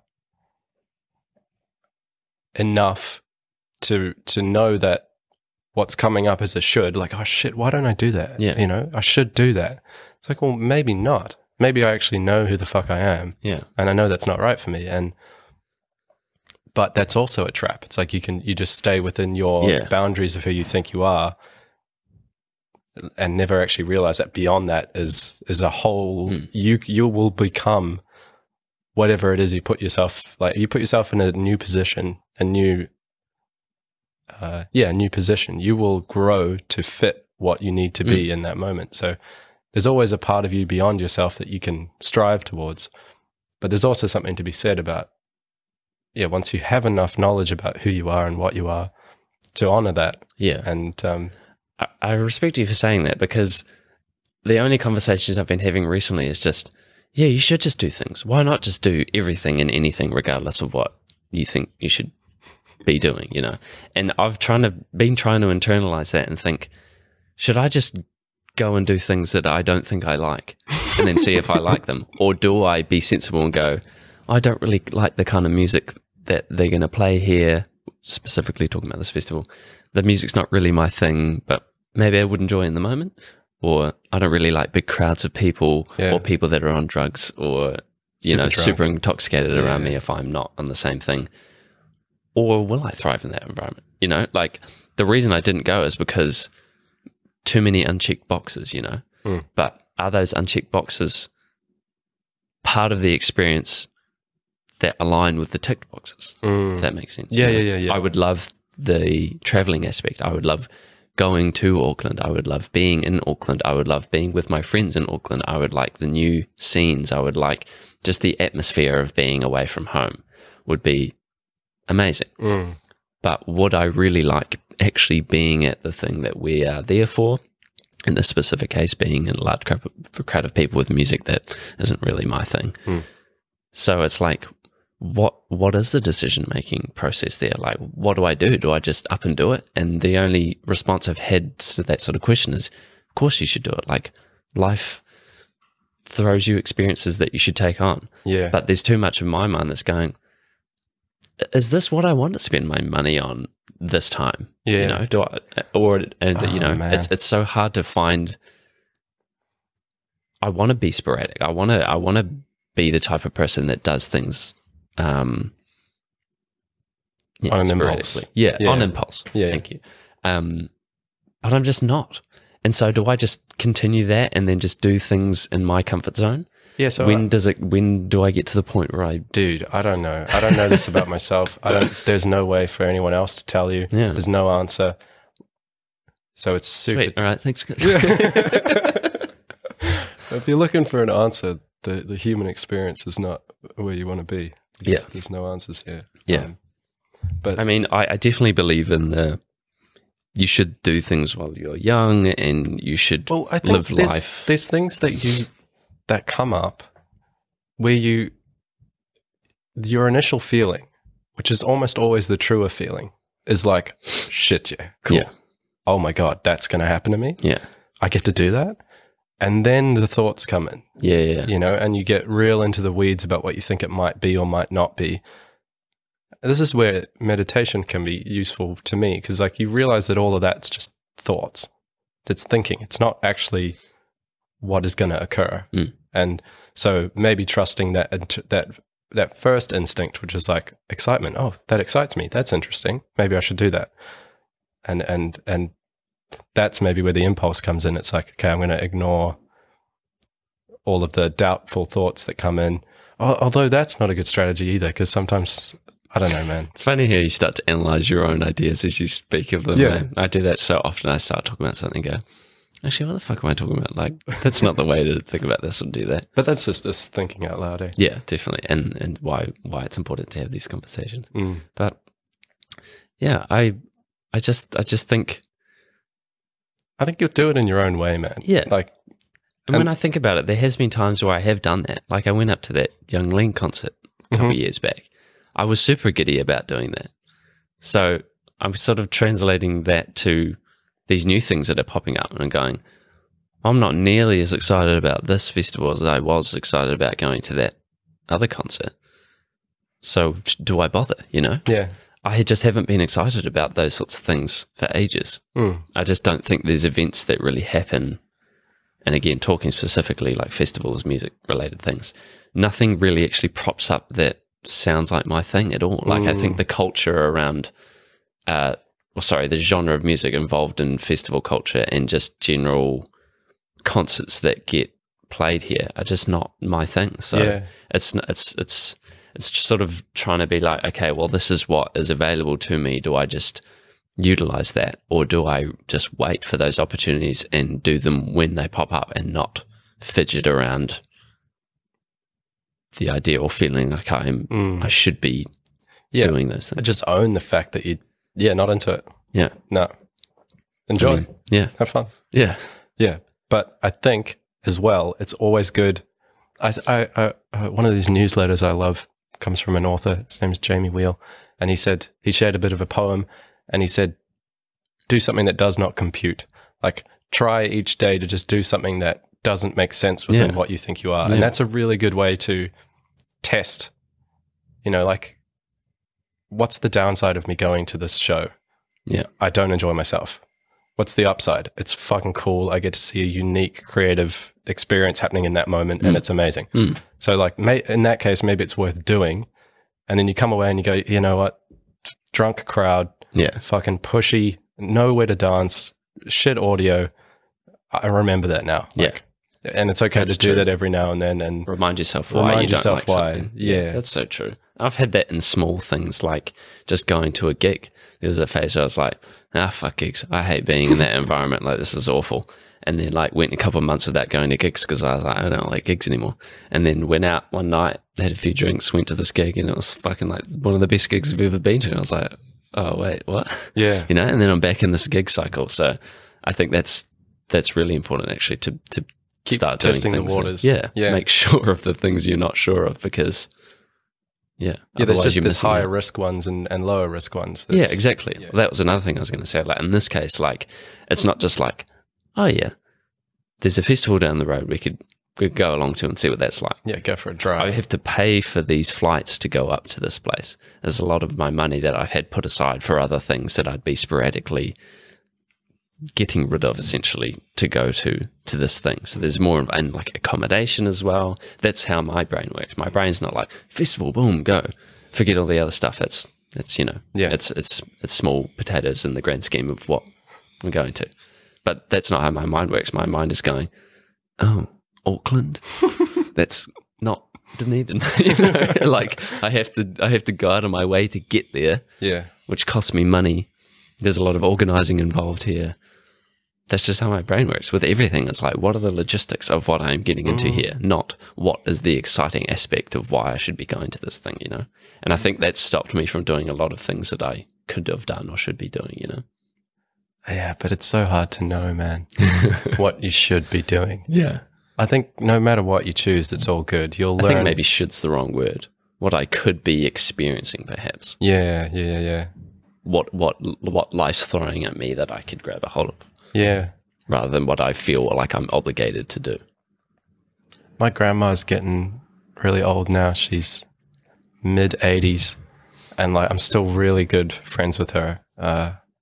Visit as much as possible, call her as much as possible. And she's still pretty sharp, although her body's really starting to just not listen to her brain. she always, as she's getting older, she's like pulling out these gems, these wisdom bombs. And she's often quoting her father. And she always says that her father would say that life is just a succession of experiences. And like you have some play in what your succession of experiences is. Is it?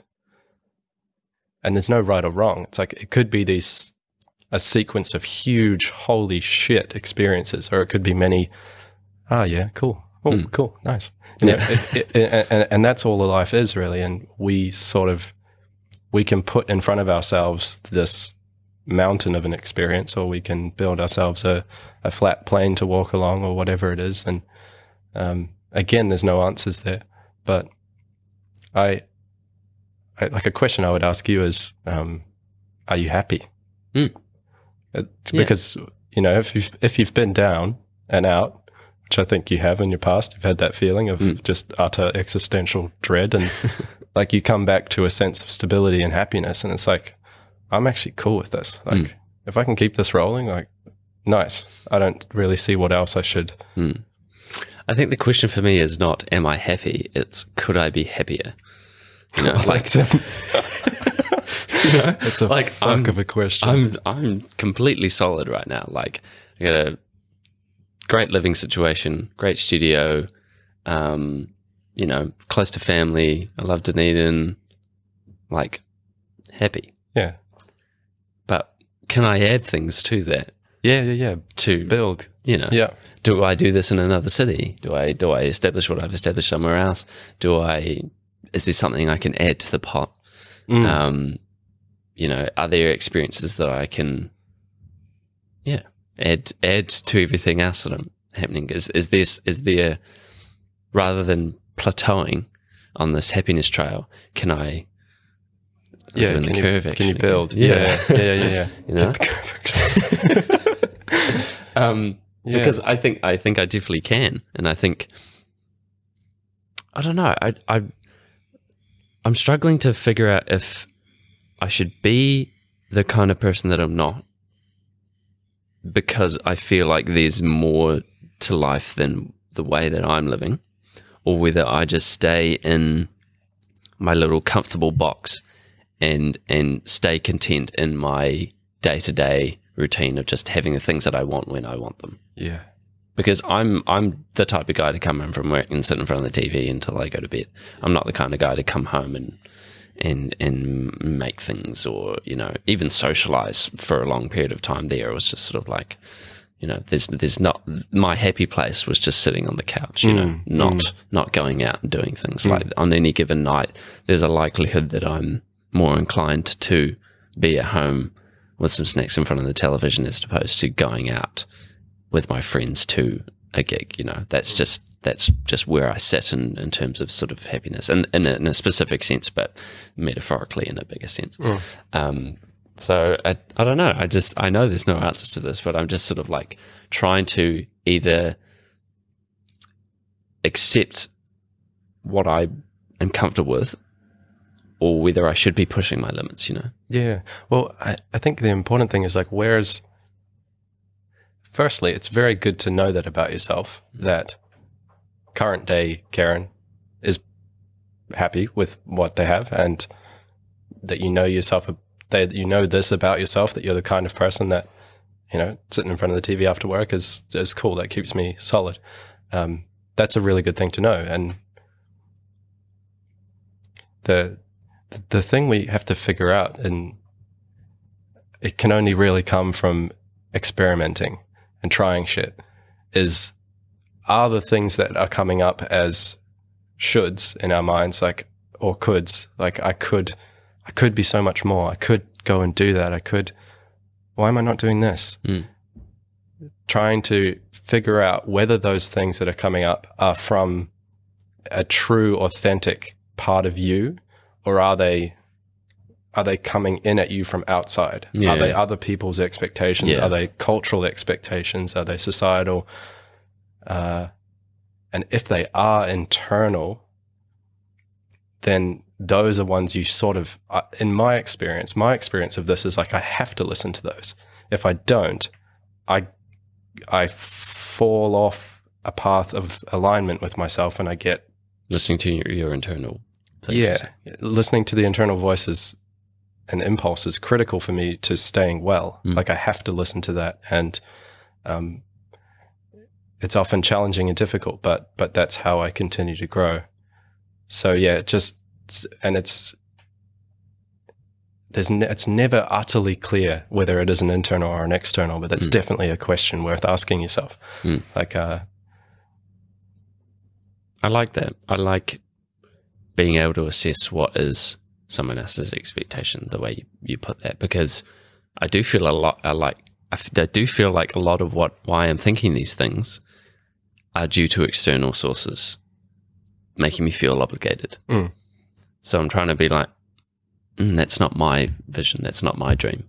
Or whether I go, there's a reason why people do these things, why not get on board, you know? And I've definitely just have been the guy that's gone, yeah, that's just not me, why would I do that? But I don't want to miss out on things either. yeah, So it's really hard to, you know, I think the answer is really just pick and choose the things that you really think you will enjoy. Like, definitely go a wee bit out of your comfort zone, but realize, I think it's fair to be logistic about things, you know, to sort of say, okay, well, what are the pros and cons? Rather than sporadically going like, yeah, see, as I start to talk about this, I have all these other factors that other people have said to me, like, you know, there's a little voice in the back of my head that goes, fuck it, just do things. Just go to this. Like, don't think about the cons. Accept the cons as they unravel and make sure you experience those pros, because not every experience is going to be perfect in that, right? You know, like you can't plan something out to be more than you think it will be. You have to accept that there's going to be some negative aspects to doing something. And I do feel like it's important to be able to just accept the cons as part of the experience, as opposed to saying, why shouldn't I do this because of these cons? You know? Yeah. But I still come back to my normal routine of going, okay, well, there's too many cons in this case, or that con is a bad con. Yeah, which and is outweighs fine. the pros. There's never, I don't think you can make an argument for just being totally uncritical of opportunities and be like, okay, an experience has been offered to me. It's intravenous heroin. Like, let's go. Cons, no. Just pros. Lots of pros. Let's go. Yeah, there's always space for critical thinking. But we've got to get familiar with the part of ourselves which sells ourselves short and stops us from leaving our bubble, and getting to know that and maybe experiences too. Like, it's not always like, how often do you think you shouldn't do something, then for whatever reason you do it and you feel great? This often happens with me when I've been isolated and I feel like I should reach out to people, or I should just go sit in a cafe and like be around humans. And there'll be a massive amount of resistance for me to start that process, but then I'll be there doing it and just feel my soul, like my body come alive. I feel grounded and normal again. It's like, oh, right. That feeling that was telling me that this wasn't the right thing to do was fear. Yeah. It wasn't logic. Exactly. And getting familiar with that as well is important. And that's sort of part of why I'm thinking about these sorts of things, because like I can relate that to one thing that I just implemented into my lifestyle over lockdown, was just going for walks. Yeah, you've just said finding a route and going on this walk. And during those walks, each morning was like, when you're in the walk, especially if it's like a beautiful day, it's like, this isn't even anything. Like, if you told someone you went for a walk today, obviously if you've been for walks and you understand what the gratification is about going for a walk, then you can sort of go, nice, like, that's cool. Like, but if to explain how you feel in those moments of just being on a walk, like just walking up a hill with the sun on you and walking past some trees, like just that little bit of just like, oh, I'm doing something. I'm outside. I'm going for a walk. I'm fit. It's actually really powerful how those things can make you feel so at peace or content with something that you've done. But there was a point where I just stopped going for those walks.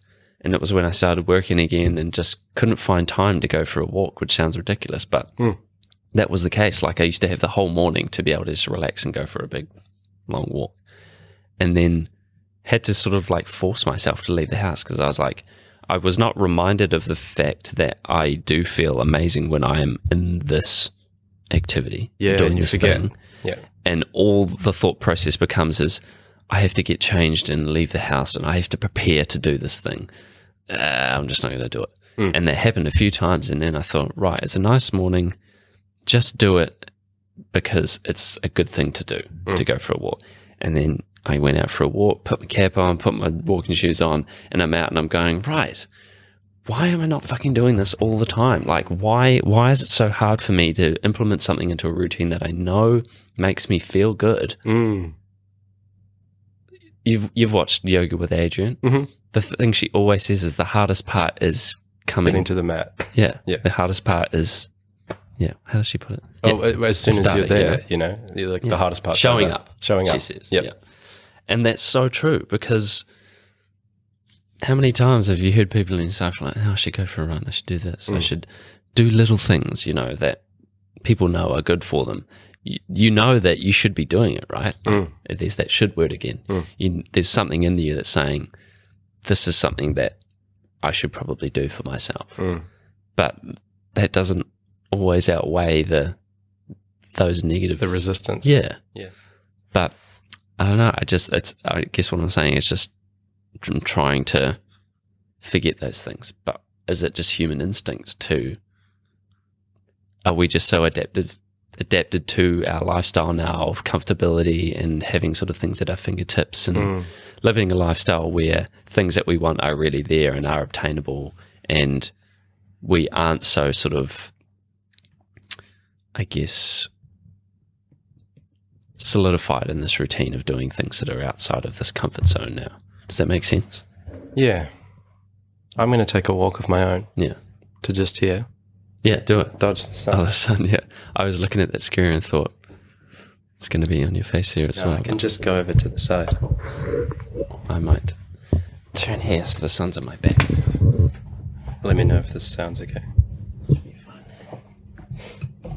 You probably don't need all those books yet. Maybe just actually see how you go without it. Makeshift book stack. And maybe just even point it like that. And just if you're talking over the That's top. nice. I get a beautiful view behind you of a car park. Nice day. I'm glad you suggested doing this so early because this feels a lot better than ones that I've done in the evening. The evening, I'm sort of so reluctant to do things. This feels nice and calming. Yeah. I think this was a good decision. Yeah, I like mornings. Mornings when I'm sharp. Does it sound okay? I think it's fine. Yeah. Maybe just a couple of books. Just a couple of book stacks. I will eventually get more boom arms, but they're not cheap. And I don't have the money to spend on You could just podcast make equipment right now. Oh, I guess you'd need a thread, but yeah. I could just make a little timber stand or something to sit on. So I'll try and pick up on the thread. There's things we know that are good for us, but it's really hard to do them consistently. Yeah. Yeah, that's really, I don't know. I think that's the root of discipline is like you train a part of yourself which doesn't need to think about whether it's good for you or not. It's just something you do. And you just identify as someone who walks every morning.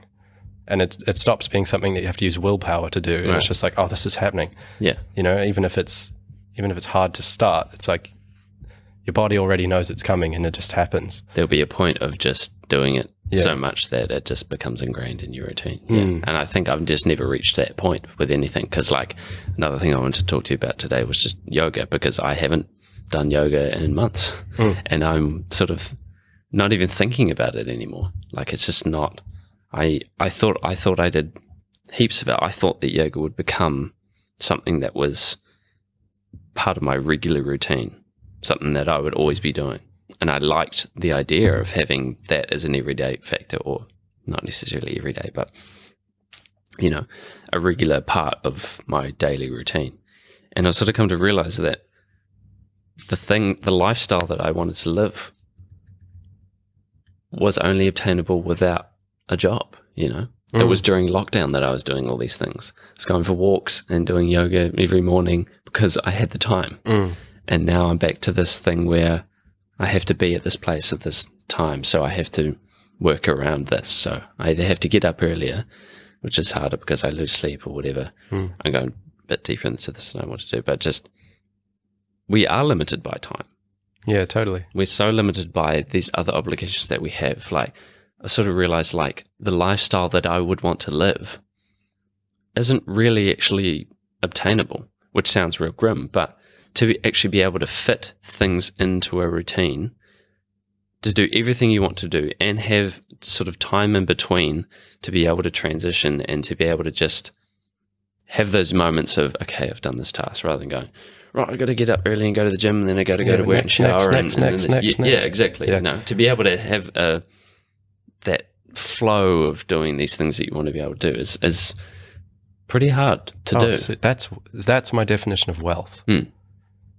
People talk about wealth as money. My definition of wealth is how much control do you have Of your over time. what you do next.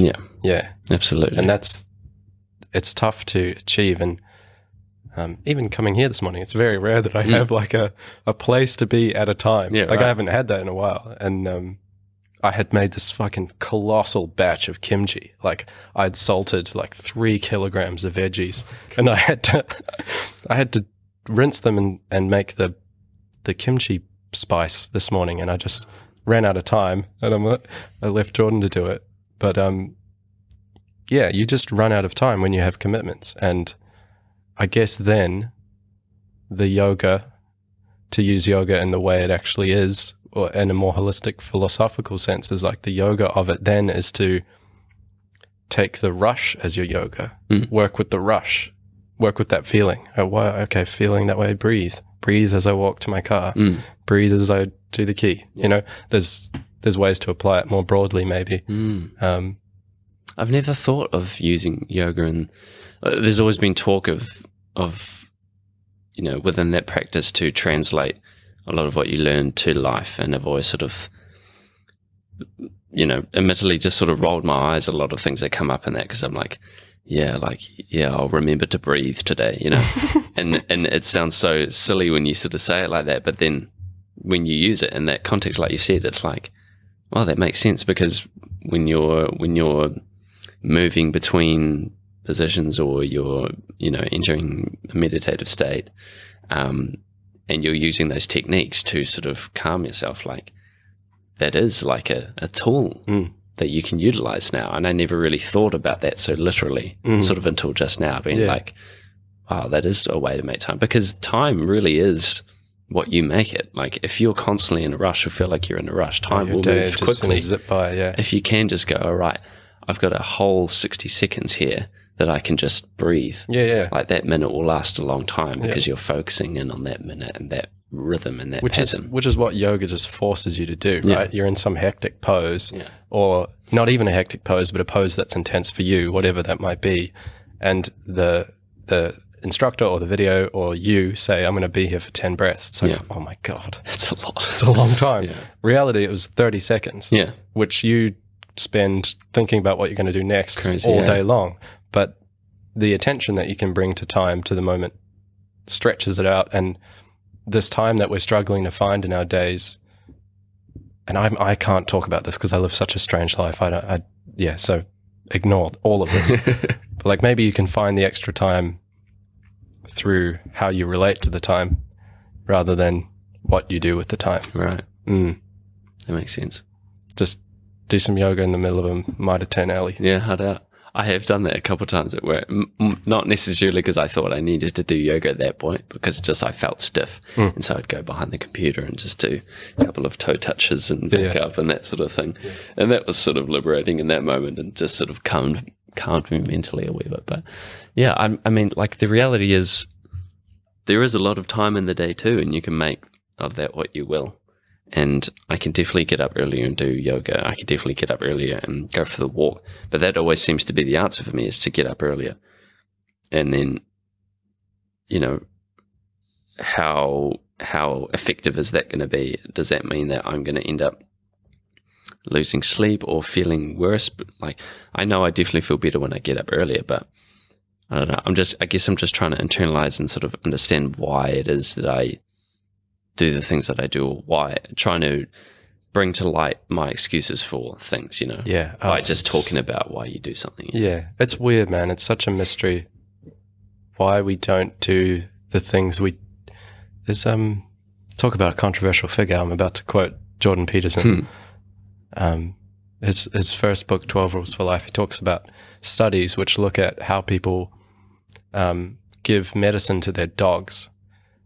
People, like, I don't remember any of the actual statistics, but the gist of it is scientific studies of people given medicine to take to themselves, for their own health, compared to people who are given medicine to give to their dog, will overwhelmingly give the dog the medicine on time every day, the right amount, will go back to the doctor, will check, whereas for themselves, they'll skip days, they won't get another prescription, they'll let it get worse. So like we are so much more likely to care for others than we are to care for ourselves. Strange, eh?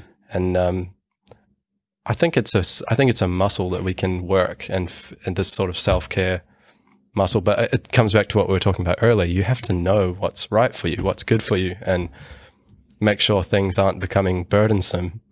And you just have this feeling every day of shit, I should do yoga. It's like, well, maybe then just let that go. Yeah. Because that's just a pressure. Like, yeah. It's just funny because I believe that so much to sort of, I guess that's something I've lived by a lot, is just do things when I feel like doing them. If I don't feel like I want to do something, even though I feel like I should, sometimes I just won't do it. And like I was talking about with painting before, like some days I just won't feel like painting. Like I know it's the only time I have dedicated to doing that this week, but I don't feel like doing it, so why should I do it? It's sort of, I've been applying that to lots of other things, and I feel more inclined to do that with yoga than I would be to like start up a routine of something regular, being like, okay, on this day, I'm going to do this for X amount of time. Yeah, I was going to talk about that actually, if I'm not interrupting. No. Can I just grab off that? I guess I was just going to trail off into just saying, is it better to live that way, working on your instincts, than to force yourself into a routine that you know would be gratifying and you would feel better at the end of the week because you've accomplished X amount of tasks in the time you've been given? Well, it's a balance. It's order and chaos. It's like, do I embrace the whims? It sort of makes it feel like it's not valuable, but your whims are valuable. They're your just moment to moment instincts. It's a balance of that and your long-term strategy of well-being for yourself. And you have to play with both. In my experience, my long-term strategies for well-being can quickly become crushing and burdensome. If I fall off the path and I'm not doing the thing, I just feel like, oh shit, I haven't done that. And it's just another thing holding me in a negative place. So that's where like this idea of compassion comes in, of just like, it's okay, just start again, start tomorrow, like gentle, loving towards oneself, which is very hard to do. So it's both. It's both the instincts moment to moment and this is the stuff I do. And it looks different for everybody. And I think particularly with something like yoga or meditation, you know, something that is best done daily. If you go from not doing something to trying to do something daily, you are just going, unless you're a freak, you're pretty much just setting yourself up to fail. Yeah. You're just setting yourself up to, you're almost giving yourself an out. You're giving yourself an excuse. Like, I tried to do it every day, but, you know, I just stopped. Yeah. It's like, well, that's not how, you don't transform overnight because you decide to. You know, you train your interest and your enjoyment and your skill in that thing to the point where it's like, I'm excited to do that because I know what it is and it's good for me and So start with a day. Start with tomorrow. Tomorrow I'm going to go for a walk and see if it gives me that same feeling that it used to. Like, wow, it did, or no, it didn't. And, you know, but okay, let's try a week. Let's try a month. And you know what? Every day was too much. I'm just going to do like Wednesday. Yeah. You know, and maybe again, it's this is it an external or is it an internal? Do what works for you, not what you think you should. Yeah, I like that. That sounds more like self-care than anything. That sounds more like self-care than going, all right, I'm just going to start going to the gym 5 days a week, because exactly that, it becomes an obligation rather than a task that you want to achieve. And I guess it depends on what you want from that thing as well. Like, I can imagine a big part of yoga for me getting started was I actually want to apply a lot of the techniques used to actually make my body look better. I want to amplify things. I want to tone things a bit more. That's part of why I wanted to get into it. And that did happen for a wee bit. But yeah, again, I guess what I'm trying to say is what you want out of the task can determine how you should be approaching it as well. Like you say, yoga should be something that is better practice, I guess, every day, or something that is good, I guess, for your daily routine. But like, if yoga gives you just a sense of fulfillment or just sort of inner peace or whatever it is, in that sense, then that technique you're talking about sounds more feasible, because you can just sort of do it at a time or place that you feel like you need to. But if you're working out or going for runs or walks or doing yoga for exercise or whatever it is, there is sort of a regimented practice that needs to be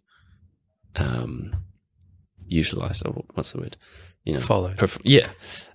Because you're probably not going to see a lot of results with just sort of doing it on a whim every here and there, like, because one thing I noticed from doing this particular yoga routine every day was that it was achieving what I wanted. So whether I wanted to or not, I felt obligated to do the yoga because I needed to keep up. So in that physical sense, the physical benefits of something can outweigh that sort of approach by responding to yourself. But again, I guess you could work up to that. You could sort of say, okay, well, I'll do it daily, but I won't push myself if I don't feel like I can push myself further. Start light and gradually build through a daily routine, rather than going, this is a 30-minute workout, you need to do everything, and if it's too hard, you need to push yourself and do that every day. That's going to get, you probably will see results. There are probably many people that will say that gives you results, and you just need to harden up. But to work at it on your own, I guess what I'm saying is, if you're working like by yourself as opposed to with others or someone instructing you, to be able to develop that technique through your own response to things. If it's not working one day, maybe just start it. But if it's not working, just accept that and know that you will come back to it at another time. Or if you can't push yourself that day, just accept that. You keep yourself mentally stable, but teach yourself to come back to something that's going to physically gratify you. Yeah. That's that balance. It's the discipline of showing up and the awareness to know where you're at in that day and only do what's necessary. I've been taught massively recently humility. Like, I've injured my shoulder, and I've through a fucking months-long process finally got an MRI and had it seen to, and I got a torn labrum, which is the like cartilage on the shoulder joint. So it's a gnarly injury. Takes very long to heal, if at all. That happen? It was actually the Lockdown Hotel, man, in Auckland, when I stayed there for 2 weeks.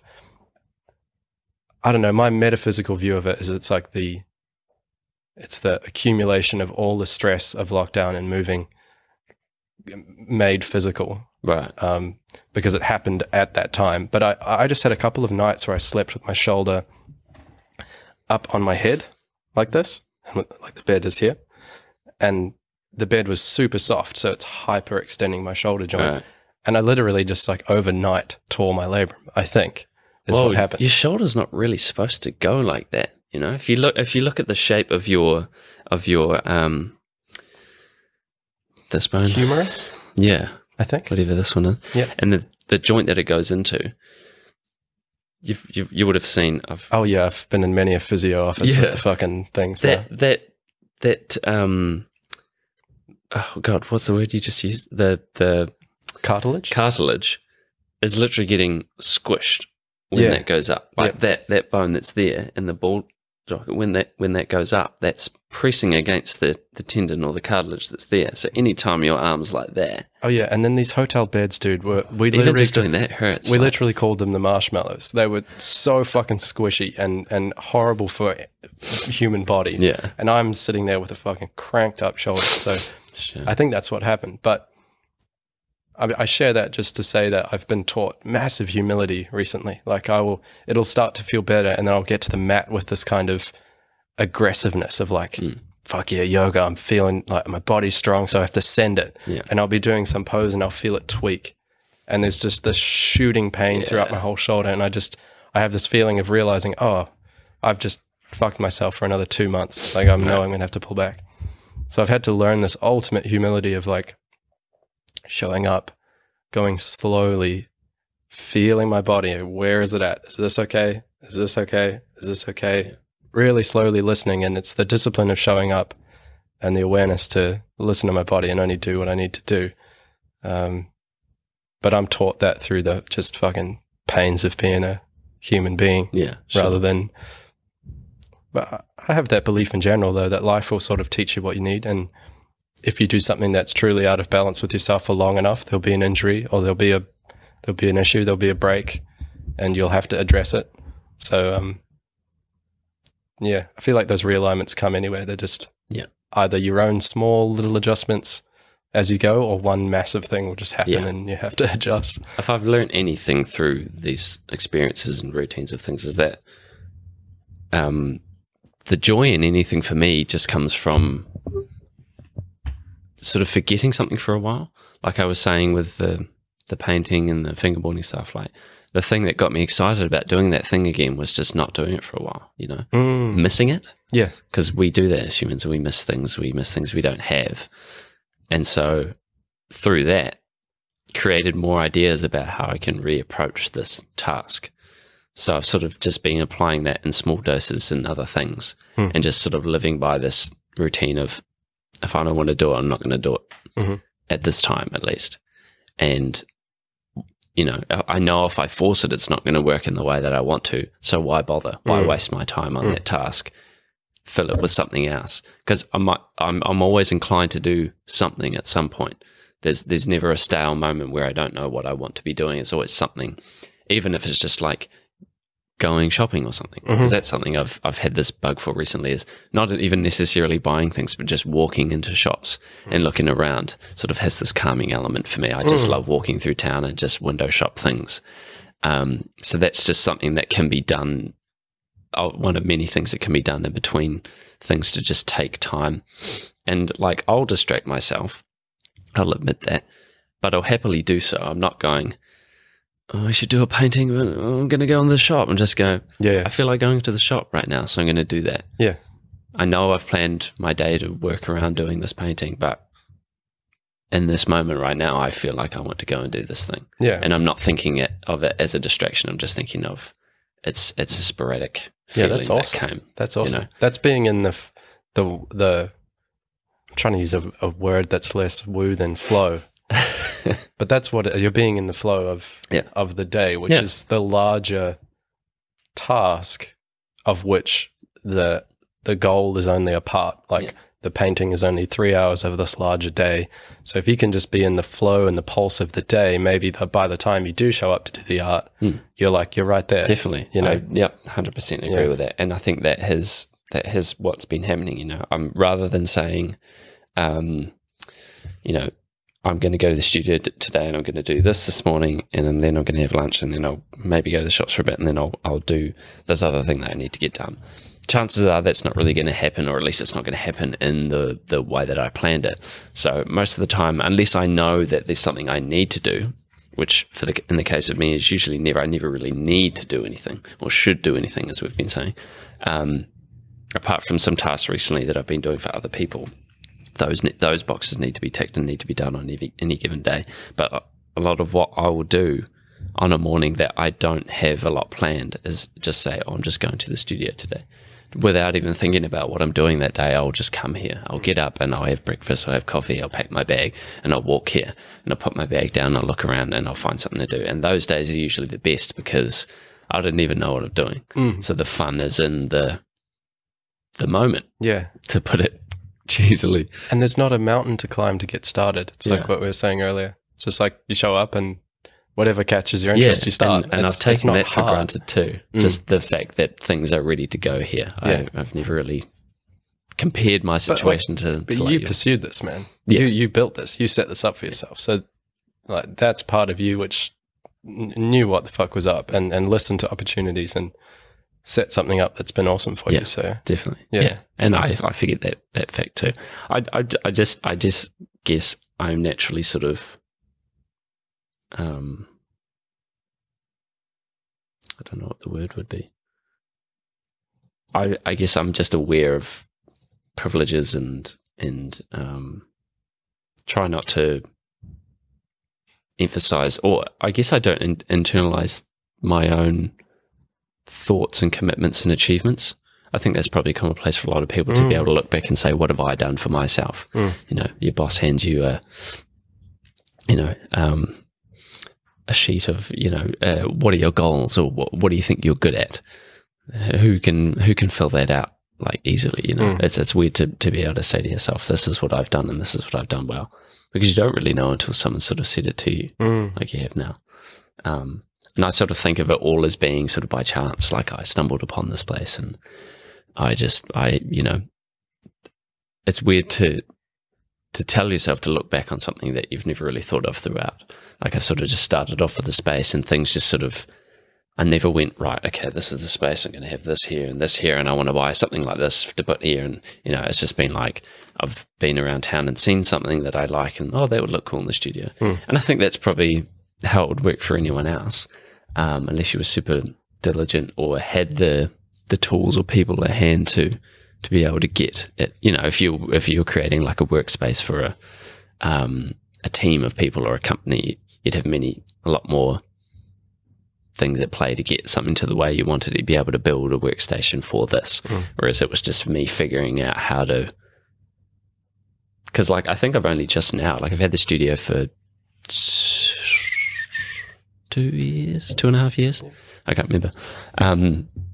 And I think it's only just now gotten to a point where I'm pretty happy with how everything's set up. Like it's constantly been changing. Yeah, constantly change. And I think change is another thing for me that has just helped me get excited about things again. Like there's been times where like, no, I don't want to paint because I'm not happy with how things are set up. So I'll dedicate a week to moving things around. And then I feel way better about starting that task again because it's a new environment. Yeah. Same environment, but new setup.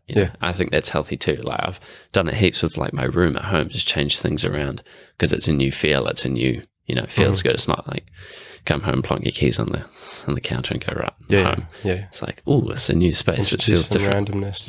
Yeah. I think that's important. Can I ask what time we're at? I'm busting. Oh yeah, go for it. It's 11 o'clock. Okay. I'll try and come back. I got something that weaves what you just said into an earlier conversation, so it'll be interesting. All right, sounds good. Oh my God. Nice coffee, by the way. It was nice. And amazing how strongly I felt it. I am feeling it. Yeah, well, I think it's just placebo, right? You go pee. You must. It's just around the corner, right? Yeah, just down on the right. Whoa, I'm in the room.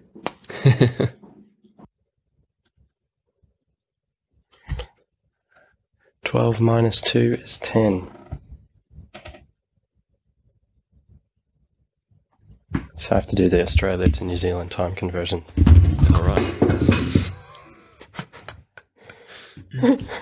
How did that All the chords I have are super long. thoroughly wrapped around my foot? I don't even know how.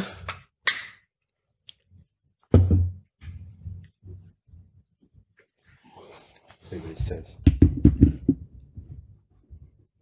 All good if not. Then don't worry about talking over, because I'm just going to keep all of this stuff in. I'm trying to keep it like loose. Yeah. So don't worry about having to, I guess, say. Don't worry. We're finished now, and Yeah, exactly. Thank you for coming. Oh, sorry, we have to wrap it up. Just has to go. yeah. No, but I did want to. And we're back in. No, this is nice. It's way better with headphones on. Cool. Okay. You were talking about the studio. We've been talking bit about like how to know when you should do something.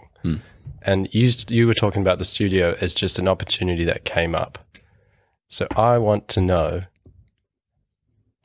if you can reflect back and think about what it was about this opportunity that, well, did it appear as a no-brainer? And what was it about that felt true and made you do it? I don't know if it's that deep, to be honest. That's just how I see the world, man. I know, but like in the most literal explanation, my current setup was just in the lounge at home, and oil paints and terps and stuff at home with flatmates and stuff. It's not ideal, I thought. You know, it gets pretty stinky. I would hate to come home to a house that just smelled of terps. So the idea sort of sparked like, oh, it would be good to have another space to work in, but never had really thought twice about it. I sort of thought a studio would be nice, and sort of looked for spots and didn't really ever take it that seriously. And I didn't really know how serious I was about doing the whole painting thing, I think, at the time. But it was quite literally, I was walking up the street here and there was a sign on the door downstairs that said 2 rooms available. The massive one across the hall, which I think is like 150 square meters or something, 200 maybe.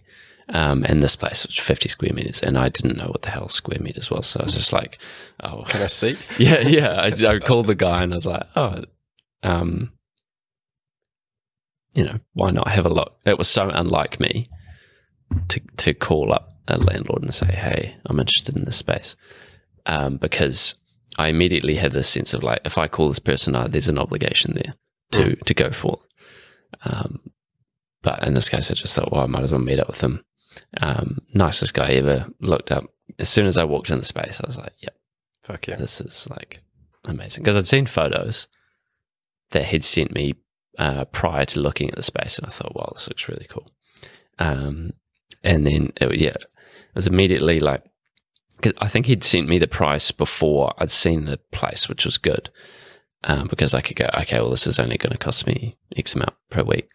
I can afford that.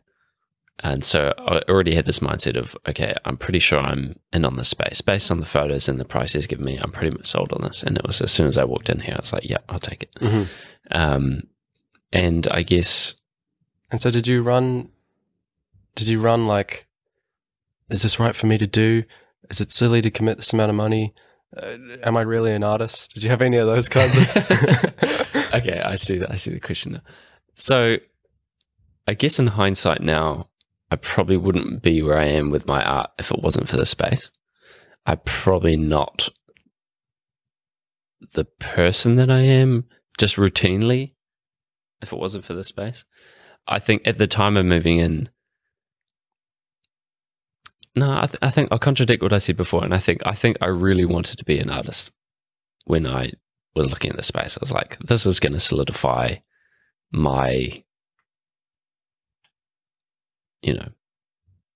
idea around this person that I want to be. And at the time that I moved in here, I'd only been painting for maybe like 5-6 months, maybe. I can't remember the timeline.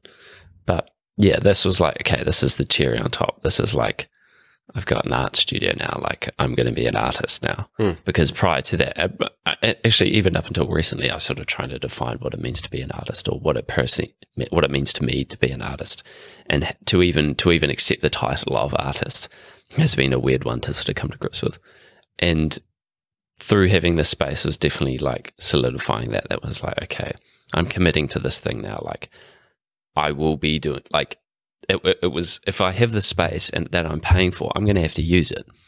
So then I will further myself in this thing. Yeah. Rather than, because I would really love to see where I would be at with art had I still been painting at home, like would I still be doing it as regularly as I'm doing now? Is it because of the space that that have taken my art practice further? And I think definitely yes. And so, yeah, does that answer the question? I mean, I definitely don't think, this is all in hindsight, I don't think I was thinking so literally at the time. I think I was more just like, yeah, sick, studio. cool, I'll take it. Like, that's in my budget. Yeah. That was really all that was going into And it. it excited you. Yeah, super exciting. The space was amazing. It gets most of the sun throughout the day. It was kind of just like, So I guess I'm trying to make something deep out of something that maybe isn't deep. But the Yeah. deep thing I'm talking about there is that moment of intuitively knowing that something is right for you. yeah, Like for someone else, they might be half into what they're doing and they see a studio and all their friends are saying they should get a studio and they're like, I guess I should. yeah, But you were like, fuck yeah, cool. yeah, You know, there's a different moment that happened there. And I think that moment doesn't come often, maybe. I don't know. And it comes in big and small amounts where it's that you go for a walk that morning or it's that you commit 10 years of your life to a new job or whatever it is. You know, there seems to be you always have to do both the intuition and the logic afterwards. But there's just that intuitive moment of knowing that something is right for you. That's super important to listen to.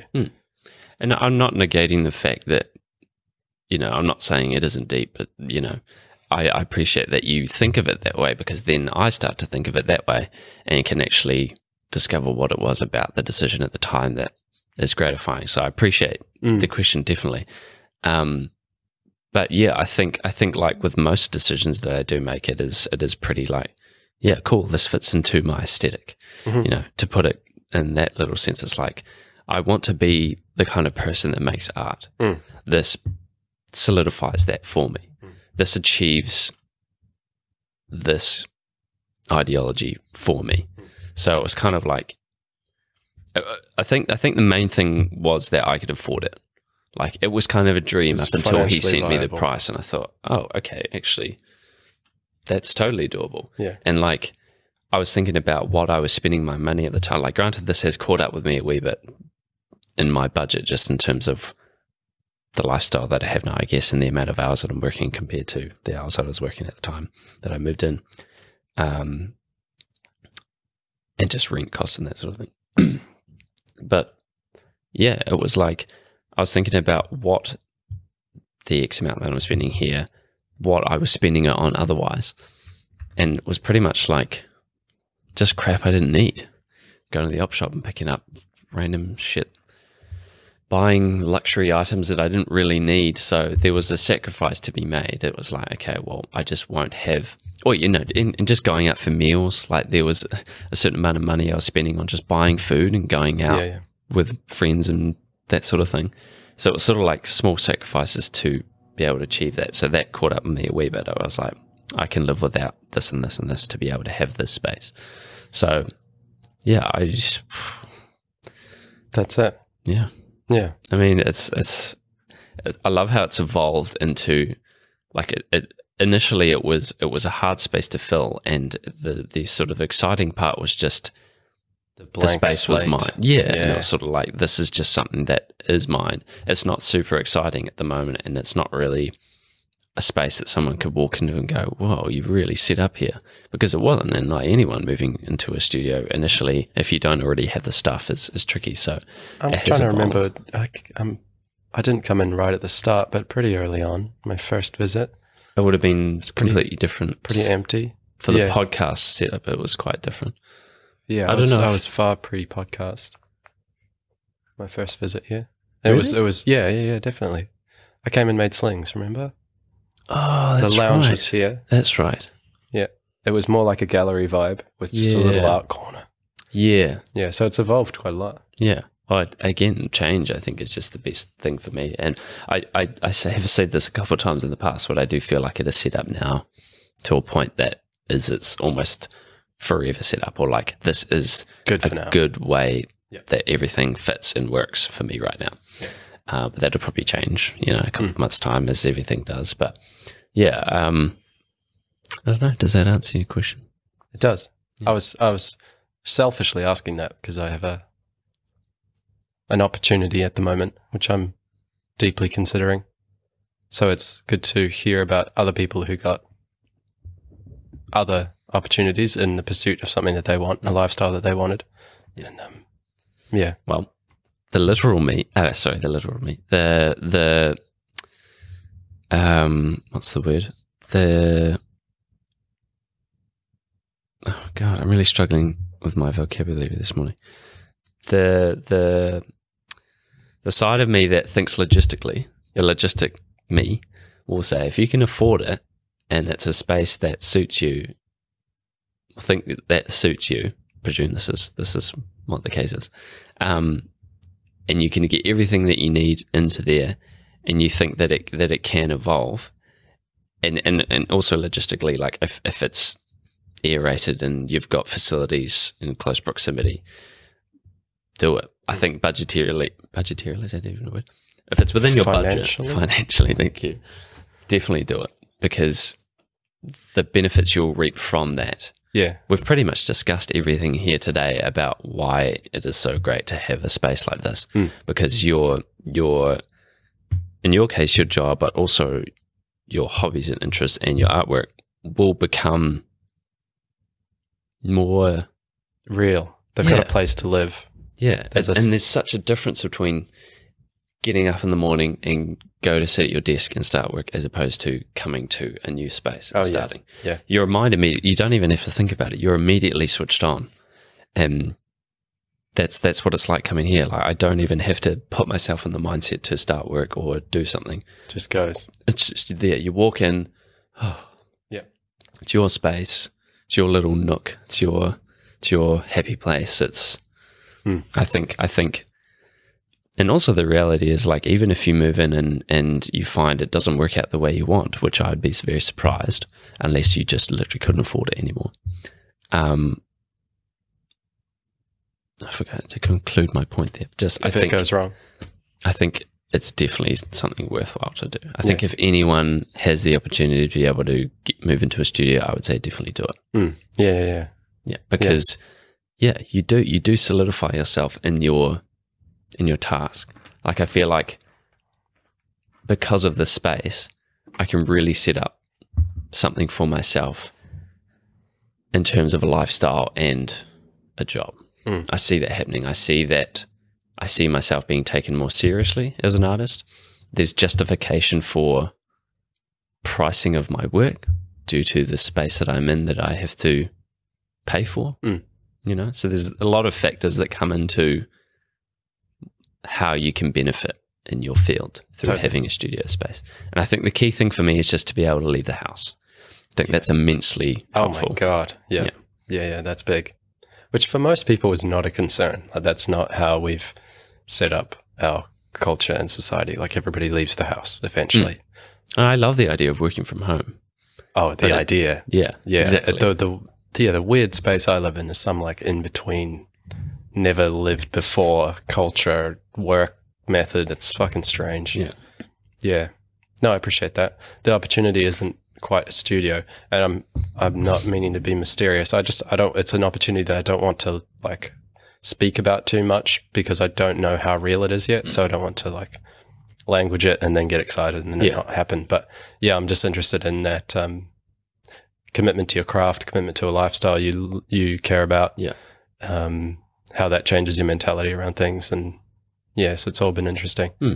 Well, and it's going to work out for everyone differently, right? Like, I can definitely say that I am better at what I do now because of this space, and I'm more solidified in my craft because of this space. So in that regard, I would say go for it. But I would also look at how ingrained you're going to be there, whether you have an easy out or not. You know, are you committing to something long term that involves others that you're going to jeopardize if you have to remove yourself from that place, or you know, can you just test the waters and get out if you need to, because that would make things so much worse if you felt obligated to be there once you were there, you know. And it wasn't working for you, but you felt you had to stay. Yeah, or you were doing something for a team that they relied on you, and then put others in a place where they had to look for something else. Yeah. So. Okay. Yeah, all good points. And the other people one is particularly relevant in this sense. I think based on everything we've talked about today, like, if an opportunity's there to be taken and you think you can further yourself through that, then you should probably do it. Yeah. Yeah. Yeah. And it's up to you in that to find a way. Yeah. And you're gonna adapt to that environment regardless, and will prove yourself in what you do as well. My partner had a great way of putting this. She said, "Did you know a goldfish only grows as big as its tank?" And it's I did true. not know that. You put a goldfish in a huge pond and it becomes a koi, like a koi type fish. It's this huge, weird, googly-eyed monster. Put it in a little bowl and it stays a little fish. I think we're a lot like that. And yeah, should you choose to jump into a bigger pond, it's going to be fucking hectic and there's going to be big fish, but you'll grow. And yeah, I'm looking at jumping into a bigger pond. Yeah, well, I think do it. That's a cool way to put it. Yeah, yeah. All right. I feel tired. Do you feel tired? A little bit. Yeah. Yeah. I'd probably be having another coffee right now. Yeah, so I haven't taken that caffeine ride in a while. It's No, nice. it is good. Because I find it makes me anxious unless I have something to really be locked in on. But a conversation is about as locked in as you can be. Yeah, exactly. Yeah. So No, it's good. It's been good. No, I think we've done it. Yeah. Well, thanks for reaching out to me again, because it's always lovely to see you. And these are the best kind These of are fun, podcasts man. because You don't get to have, again, setting up a space for a conversation. It's like a different thing. It's a commitment to a conversation. It's just so fun. definitely. And I think if anyone ever asks me about what I want to do with the podcast or what I like doing about podcasts, I think I would refer them to this episode, because this is pretty much the nutshell of what I want to do with it. So More of just a drop in. yeah, This person came by. and we're talking about each other, but it's not all on either one of us. You know, we're relating to each other, and if I can say anything about the way that you speak,